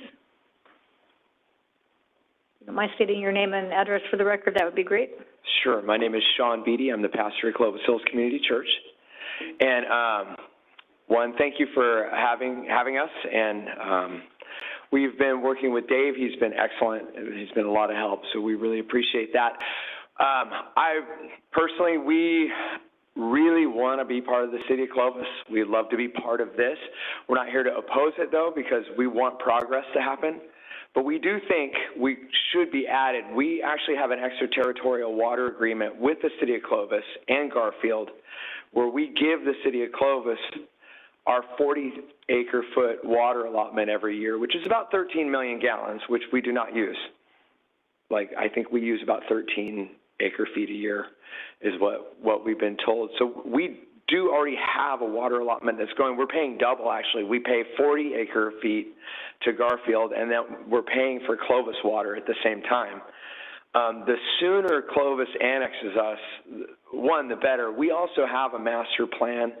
Part of where our high-density housing would be is actually in the ponding basin that we share with you guys, that we openly said, yes, come do it, build a bigger ponding basin, all that, because we want to be in the city of Clovis. It's in our name. We have 2 campuses. Over 3,000 people call it their church. And, no shade on the county of Fresno, but it's who we are. We're about Clovis. So we'd like to be added. Even after you sat through all this meeting tonight, you still want to be about Clovis? No, I'm just kidding. Just kidding. Pastor, the church is just north of International, yeah? Yes, it is. Originally, the plan, we were part of a group with Manny Penn, and we were supposed to be added in. We actually paid the annexation fee already, and then it just changed. I mean, we just found out about it last week that we got bumped. And again, I'm not here to oppose it because we want progress down Willow. It's good for the city. It's good for the community. It's good for us as a church. But we'd like to be part of it because it'll help us too. We're on a very busy corner in front of the high school, in front of the thing. There's great work that could be done if we were part of it. Where when we're with the county, we have a master plan, but their answer is always no. Ask Clovis, and then Clovis goes, well, you got to get annexed by us. So, what can we do but just stand there and farm dirt? We make disciples. We make disciples, and we farm dirt out there. It's just sitting there. So. All right, thank you. Yeah. And Dave, you might have said all of that, why we weren't going to go, can you say that part again about why we didn't go north of International? You might have said that. I might have lost it. I think that the critical reason at this point is the situation with Garfield Water and the uncertainty with how the allocation of water rights would work and where water would come from. If it doesn't come from Garfield for whatever reason, where would it come from? So there is a meeting that we scheduled with our folks and Pastor Beatty and his team in a couple of weeks, as soon as we could get it scheduled. I think it's on the 14th. So we hope to maybe get a little closer to a mutual understanding of how the water system would play out with that particular parcel. But as I mentioned, I think it is a bigger issue than just this one parcel. We've got a fair amount of area north of the Enterprise and Garfield that is going to be facing the same question. Just happens to be that the Clovis Hills Church is otherwise ready to go. I think I'm still not so if we annexed it now, if we took that action, I can't reconcile the Garfield water problem. Annexing is just a land use action, yeah? I'm not reconciling those 2 points. Uh-oh, here comes Scott. And Dave, I was just going to ask. FID won't let us use our water in Garfield. Dave, I was just going to ask you to expand on the primary reason why we're doing this as far as the housing and the justification for it, and going before LAFCO and the county. Right. So the driving purpose behind this annexation is to bring in the sites that are designated and capable of being housing sites in the housing element and getting them into the city before the end of the year. At this point. But aren't they a housing site? I think he said you could build it in our potting basement. Two things would have to occur for that property to be identified as a housing site for purpose of the housing element. Yeah. One is that we would have to define that they were capable of being developed. Maybe it's one big thing. And I've used the term eminently developable or capable of being developed in a couple of years, and that includes having a water allocation within that period of time. So if those things aren't true, then we're probably not going to be able to include them in the housing element, which is our purpose here, which is staff's recommended purpose anyway. That doesn't mean that it's not the council's prerogative to include them, but right now we're only including those properties that we know are necessary to either be a housing site or to square off the boundary for those housing element sites. Hey, Council, if I may, to add to this, one of our agreements with the County of Fresno is that it does allow for these types of annexations as long as it's for housing element purposes. So you have to tie it to the housing element, regional housing needs allocation need. And you're saying we can't do that right now because we can't square up the water access. Is that what you're going to say to me, Scott?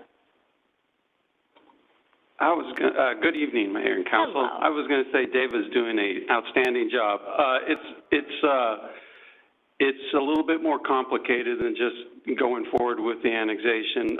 The extraterritorial agreement, most likely on annexation or Garfield detachment, would go away, leaving us really no water right. We don't have an agreement with Garfield on how that water is going to transfer to the city right now. Those are things we're in the process of working on. They are not going expeditiously right now. So, part of it is a good test case, would be a good test case on how these are all going to be settled out as far as what water would come to the city. Unlike FID, which water allocations run with the land, the Garfield Water District, it does not. So Garfield can take that water that they would allocate to that property and move it. Oh, I see. And what we anticipate in our urban water management plan is a certain amount of water for that area. It's about 1.7 acre-feet per acre, which is about 2,500 acre-feet. It is classified as ag, but we would still be able to work with FID and do some exchanges and use of that water. But at this point, we do not have an agreement with Garfield that would provide us the surety of getting that water allocation upon annexation or when the property develops. Thank you. I still think we can do it, but I hear you. I appreciate that. Okay. We'll take Clovis Community. I know. Maybe we should move Willow. We could solve all kinds of problems here tonight. All right, so we're taking the church, we're moving Clovis Community College. We're very busy tonight. No, none of it's on the agenda. All right. Anybody else in the public wishing to comment on this request for the pre-zoning, initiating that action? Mr. Schmidt-Camp, would you like to say something? You look like you'd like to say something.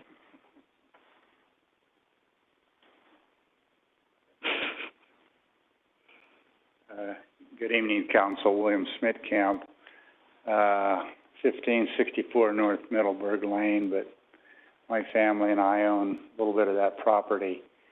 And I certainly do wish that you would figure out how to put Clovis Hills in this mix.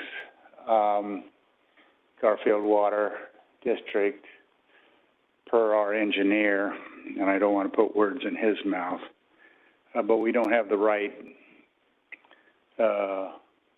vehicle to make the water transferable to y'all because of our antiquated systems through the Bureau. So I don't know what it is, but I own another 60 acres or 100 acres in that Garfield Water District that needs to come in too, which could be part of this whole picture. But Clovis Hills has been with us from the beginning, back 3 or 4 years ago when we were here. And it's just a nice line that the Enterprise Canal sits there. So all of a sudden we're sitting behind there. But it should go out to include them. And I serve on the Garfield Water Board. So can't you fix this? What have you been doing? They're just, you know, the long-aged system that we have of water and why we are fighting for water every day, tooth and nail, and why we let 45 to 60 acres in the last 2 years dry up with the peaches on it is an embarrassment to my community as ag. And for me to hear again that we cannot allow our community to grow because of water, and the guys and the folks and the church folks that I went to the Fresno County back when Clovis Hills was going to build there, and I stood toe to toe with the Farm Bureau, who said, no, this is ag community, this should not be there. And I said, yes, it should be. It's part of our community. It's what needs to happen because we are a growing community. We're going to continue to grow, and that's where Clovis is going to be. And that's where Clovis is today. And so all I can say is that, yeah, I'll be in the fat city below the enterprise zone, but I think Clovis Hill should be in this. So thank you. Thanks, Bill.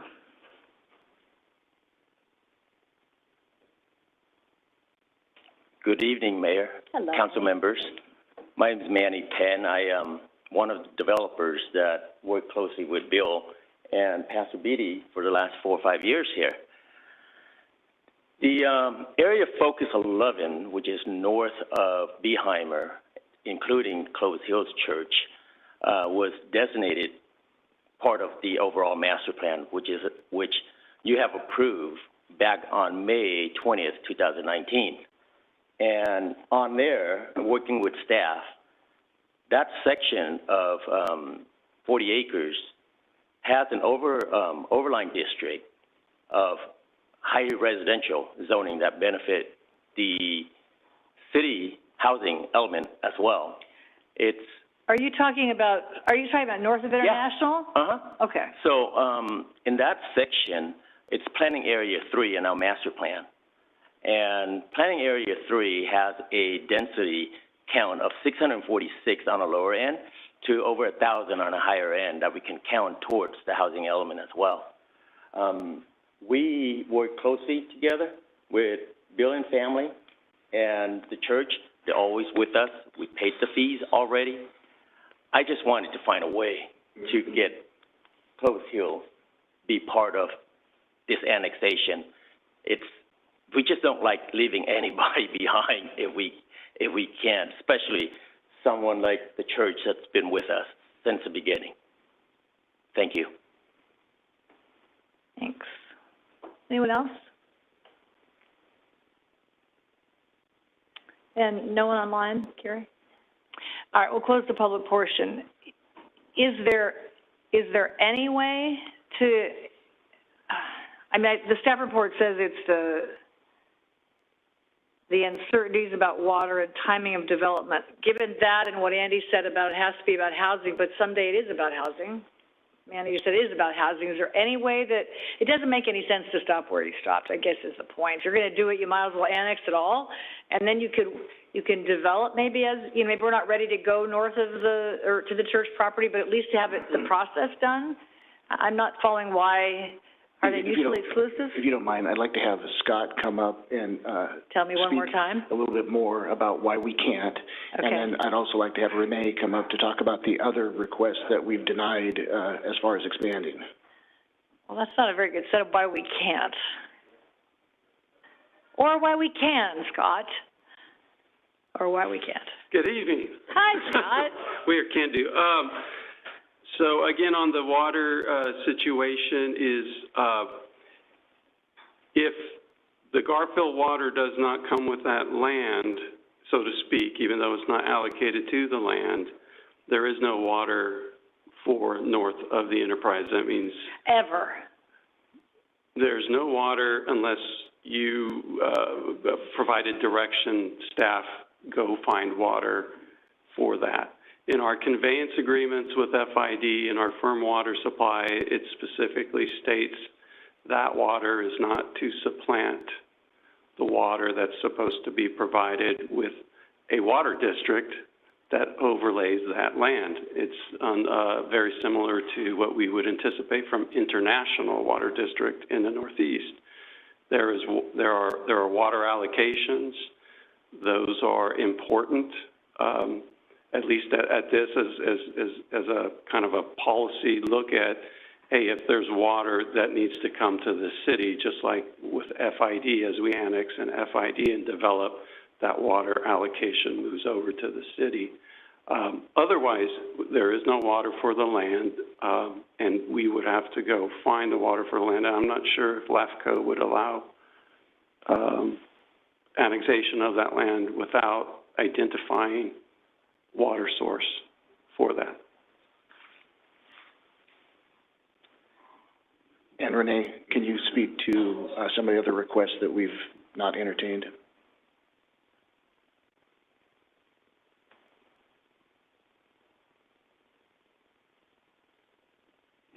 Good evening, Mayor, members of the council. As John Holt has indicated, along with Manny Pinn and the many partners that he has, DeYoung also owns property within the Heritage Grove area. However, they are on the east side of Peach, and up until the point in time when we realized the timing wasn't going to work for the housing element, we had to have a discussion with all those developers. Unfortunately, DeYoung, their project doesn't meet that high density unit, and because that's what we're focused on with our housing element and meeting those the site inventory, we had to have the conversation. If we pulled you in at a lower density, where do we stop? Before you know it, we've got a bunch of developers wanting to be annexed into the city, but yet not necessarily meeting back that intent of what we're trying to accomplish with the housing element sites inventory. So we unfortunately had to relay the message that while we want to work with you and we can lay out how you can annex on your own once the city, if the city does decide to move forward and bring this area in, you would then be contiguous, and then if you had a logical boundary, we would entertain that type of annexation. I think it's also an important point to make that while the city is initiating this annexation focused predominantly on the housing element, once those areas come into the city, as development comes forward, we will be recouping that cost of the annexation. So the city isn't fronting the money and paying the way for just a particular area of the city. We will have to recuperate that cost in the future. Thanks, Renee. So, Renee, the argument can't be made that as a whole, it is linked to RENA. Each individual parcel has to be linked to RENA. You know, for example, we like to annex as a whole, so it looks good because we've master planned the whole thing. So it's a one-time fee. Why not just do it all? I'm looking at it practically, and not only that, you know, we'll let them tell us that this section can't go in. We'll cut it out, but let them be the bad guy cutting us out instead of us excluding our neighbors initially. Couldn't we go that way where all Heritage Grove, we're annexing all of it? That way we can, you know, begin. Is my thinking not how LAFCO works? Well, along with the provision that Andy mentioned with the MOU, there is a requirement that at least 25% of the area that you are looking to annex into the city comes with an entitlement. So if we were to just arbitrarily look at all of Heritage Grove, I don't believe we would meet that percentage or ready to be entitled. So as Manny indicated, back in 2019, there was a master site plan that was brought before council and approved, so that entitlement does exist. And then as Dave indicated, looking specifically at RENA, the area that we are trying to address is that high density residential. So as you move east from Willow, you start to get into the lower densities. And so can the, other than water, can at least a RENA argument be satisfied with the church? The lower density, I mean higher density. I believe it could, yes. Now, Dave did make the case that you have imminent development within, you know, I think you said 3 or 4 years. So if that was the case, there are sites that are consistent with the general plan land use that meets that high density or that higher density development. We're going to figure out how to do this between Long and I before this is over. All right. I've lost track of where I am. I think I closed the public portion, and I'll bring it back to the council for some kind of action while they negotiate one more thing here. Mayor, can I add just a little bit more if you're open to that? Of course. So Dave just reminded me, as part of Manny's master site plan approval back in 2019, and as it's been noted, the area north of the enterprise has been pre-zoned. So we could continue the discussions on the water, and if we're able to address that, then this area could be included. And I'd look to Dave if that's an action we come back to council to add this area in our evaluation before we formally come back, I believe, in the spring with the pre-zoning, you know, for the entire property complete. If you can resolve the Garfield water problem. Yeah, I think what Renee is suggesting, or at least outlining as a possibility, and to use plain words, we or you can kick this down the road for a couple of months, direct staff to analyze it and see if it can be worked out as a site that would benefit the housing element. And then when it comes back to you, it has already been pre-zoned. When it comes back to you for the action to initiate the resolution of annexation, you can set the boundary at that point. If it's feasible to include it, you can include it. If it's not, for whatever reason or reasons, it can be excluded at that point. But you still want the action tonight to pre-zone the property that we've talked about? Yeah, the resolution that's in front of you would not have to be changed. The site has already been pre-zoned, so I think you're good to go in that regard. And if you just include in your motion, if that's your desire, to analyze the inclusion of the Clovis Hills Church site, that would be sufficient to provide direction to staff to at least analyze it, continue to analyze it. Okay. Subject to the resolution of the water issue. Right. We got that. We won't do anything that makes Scott go, oh, God, we have all these agreements, we just violated all of them. No, don't worry. All right. Council, is there a motion of some sort? Yes, I move that we initiate pre-zoning of the property described and authorize staff to prepare an annexation application and also at the time of the resolution for annexation, have a plan for, including Clovis Hills Church, site, dependent on the availability of water from Garfield. Does that satisfy the intent of what you said? Scott? Yes. Anything north of the Enterprise Canal? And east of Peach, right? Or Up to west Copper. of Peach? Up to Copper. Is that right? We're talking about the parcel all the way east of Peach to Copper. Is that what we're talking about, or are we just talking about Clovis Hills Church? Duro. Uh-oh. We're just talking about the church. Just talking about the corner where the church is, or the parcel that the church is on, Correct. which is how many acres?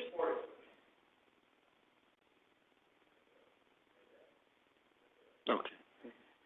All right. Well, we hope maybe you were paying attention. We would just do the whole thing. All right, so. I'll second that motion. Motion and a second. Yeah? All right. All those in favor signify by saying aye. Aye. Opposed?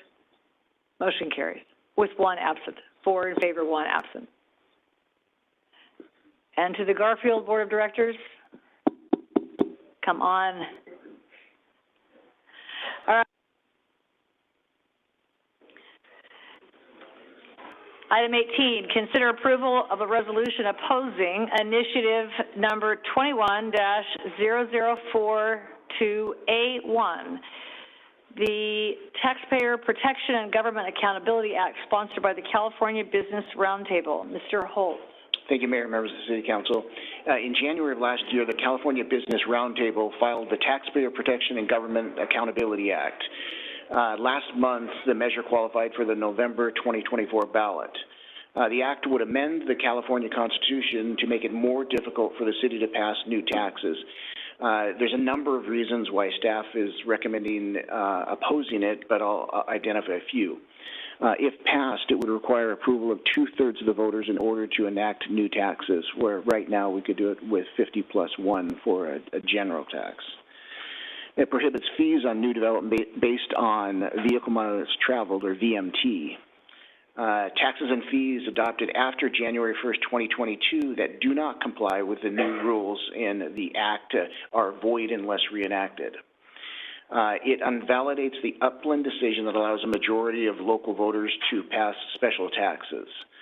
It requires voter approval to expand existing taxes, and the new taxes can only be imposed for a specific time period, which means there'd be some sort of sunset on every single provision that we did.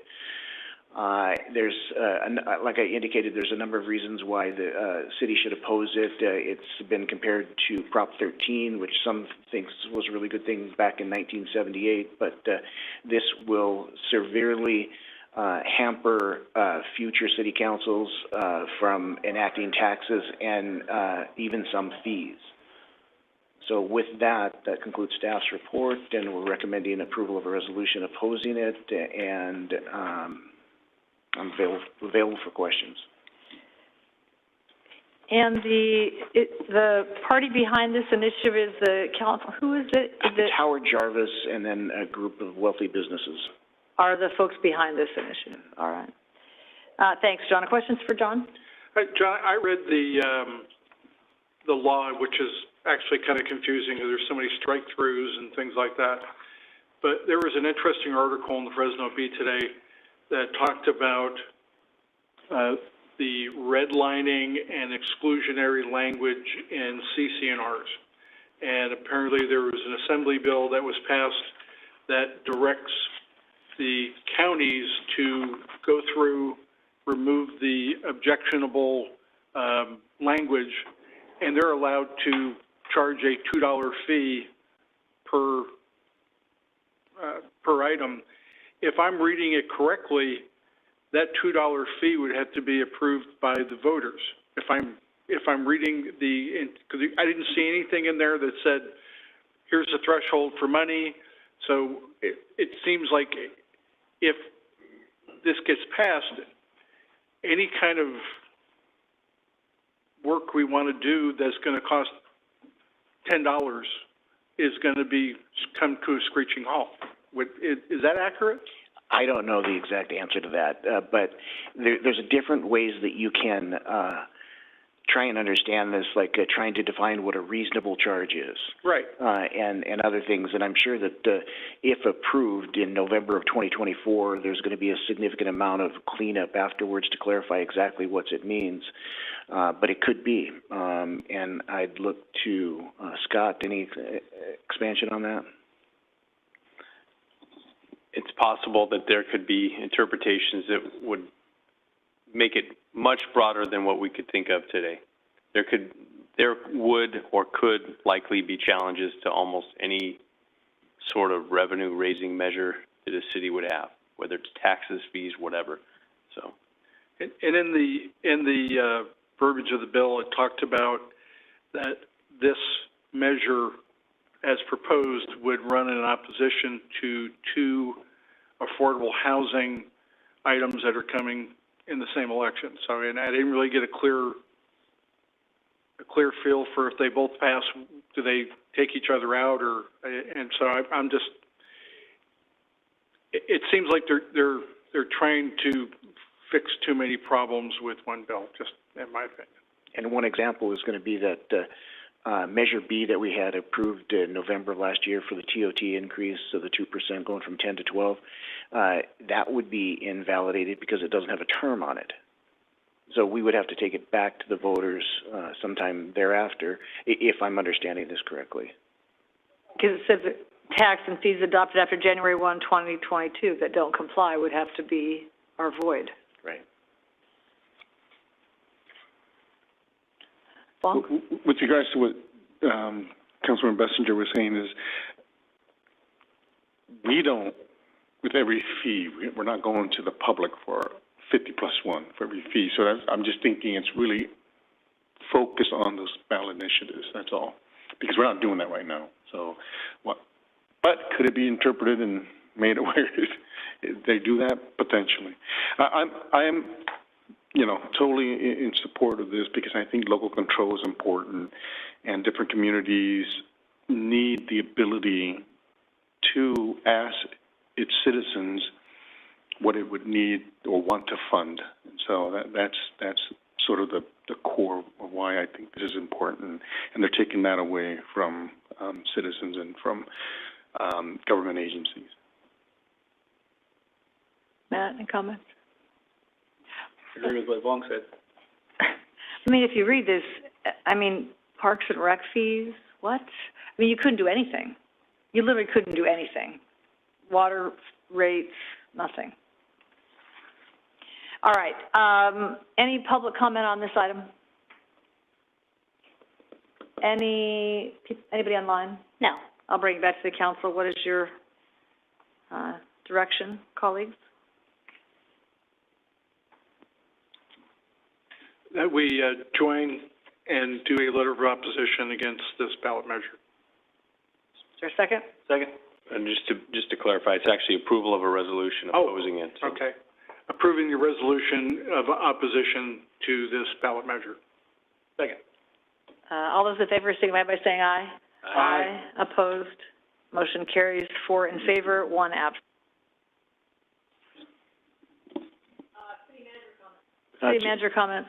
Thank you. Just real quickly, I wanted to share a picture with you. It's going to be that this is part of Scott's crew in public utilities. Somehow we got, the city of Clovis received a request via Facebook from a 4-year-old who really enjoys her weekly truck coming by and wanted to request for her birthday. So they made it happen, and it was a really nice event, and it's just, you know, you talk about a picture being worth 1,000 words. It's just pretty cool stuff. Police and fire think they're the best, but reality is these guys are rock stars. Garbage truck drivers are right there. I think that's a mayor's breakfast opportunity. Perfect. To invite the whole family and have a birthday party for that cute little girl. That's great. That's a great story. Thanks. Anything else? Mr. Bessinger? At the last meeting, we talked about the situation with Anthem Blue Shield or Blue Cross and community hospitals. I sent a letter to both parties. I haven't heard from community hospitals, but I did receive a response from Anthem. And this evening before the meeting, I got a call. They're requesting to meet. And so I'm going to be meeting with them on Thursday, the 16th in the evening, if someone council member wants to come with me. But apparently, you're the only one here, Matt, who could actually be part of that because of the conflict of interest, unless Diane wants to be part of it. But that would, be helpful to understand what is going on from their perspective. But this can't continue to flounder like this. That's all I have. Thank you, Drew. Matt? So on Sunday, I went to the Bird Brains Robotics showcase for Buchanan High School, and it's really amazing to see just how smart those kids are and the things that they put forward. And it was a good event, to see how excited they were to put forward Doc 19, which is after Doc Buchanan. So nice. It was their 19th robot they put forward, so it was pretty. Oh, that's cool. Yeah, pretty neat deal. And then one other topic I wanted to bring up was AB 742, and have council consider the opposition, a letter of opposition to this bill. This is the canine legislation that's being imposed to. Basically, they're asking in this AB 742 for canines to no longer be able to be used by law enforcement. You won't be able to use them for apprehensions. You won't be able to use them for protection. And the whole basis of the argument doesn't take into consideration just how effective a tool canines are in the law enforcement community and how much they actually deter things from occurring. There was a time and place where Clovis Police Department lost their canine unit, and during that time frame, our tasers use went up dramatically. Our hand-to-hand fights with suspects went up dramatically. Our officers injured went up as a result of having to go hands-on with people. And I think while the dog and the canine as a tool does bite people on occasion, the overall effectiveness of preventing things from occurring definitely outweigh the situations where somebody does get bit. So with that, I would like to see if council would entertain having staff write a letter of opposition on our behalf to that bill. I read this bill. The irony is you can use a dog to do a building search, but once the dog keys on somebody and that person gets to fighting, you can't use the dog. And it just, having dogs is a big force multiplier, because you have, if you're going into Target, any Target, and you have to go in because somebody broke the window out and went in, to do a proper, safe building search, you're going to need almost every cop you have on. And with a canine, you have the handler and probably 2 officers, Matt, to watch the handler's back? Yeah, just depending on the circumstance. But now it's, even with this legislation, if I read it right, you can't send a dog in off leash. Right. So then it goes back to the old school of, which I experienced as a canine handler back in the 90s, where we did searches on a 6-foot lead, which is completely dangerous. I mean, you're 6 feet away, and next thing you know, some guy's jumping out in front of you. You're supposed to read your dog and do all those kind of things, but there's a reason why we changed in our tactics, and it had to do with the safety of the public and the officers. Do you think you should write that letter, Matt? I can write it. Because it seems that you would probably be the best to do that. Sure. That would be my suggestion. Yes, I can write that letter. Can you write that on this direction, John, or do we need to bring it back and talk about it? Well, one of two ways is going to be to do something similar to what we did last week, where with Anthem, with Drew, where it came from the desk of, or if you wanted to come from the city council, then I'd recommend you guys give me the consensus to add it to the agenda next week, and I'll bring it back, and the city council can approve it. So either way, Matt by himself or the city council. If it's the city council, I'd like to have it before the city council next week. Is it time sensitive like tomorrow? No. I also had this conversation with, League of Cities Public Safety Committee. We had about an hour conversation with one of the folks involved there, and we talked about this specifically. So hopefully we'll be bringing that up as a issue as League of Cities. It's a pleasure of the council. Just confirming something from the council that I can bring back. Bring it back next week? If it's not next week, it'll be at the first meeting. There's not a real rush on this. Okay. But I can work with Councilmember Best. So, I mean, if it's, bring it back on April 3rd, or, is that, I have my glasses on? Yes. No. Yes. March 20th. Okay, so am I writing the letter to send to John? You are. Okay. And I can put a draft together for you. Or he's writing a draft and you can review it, or however you guys work out. And then I just letting you know, it's going to be that March 20th is this joint meeting with the Planning Commission on the housing element. So if it came back April 3rd, I think we'd be okay with If it's not time sensitive, that's fine. Okay. Anything else, Matt? That's it. Long? We went to the African American Museum Awards. A couple of us were there, so a great event. Great seeing all the awardees.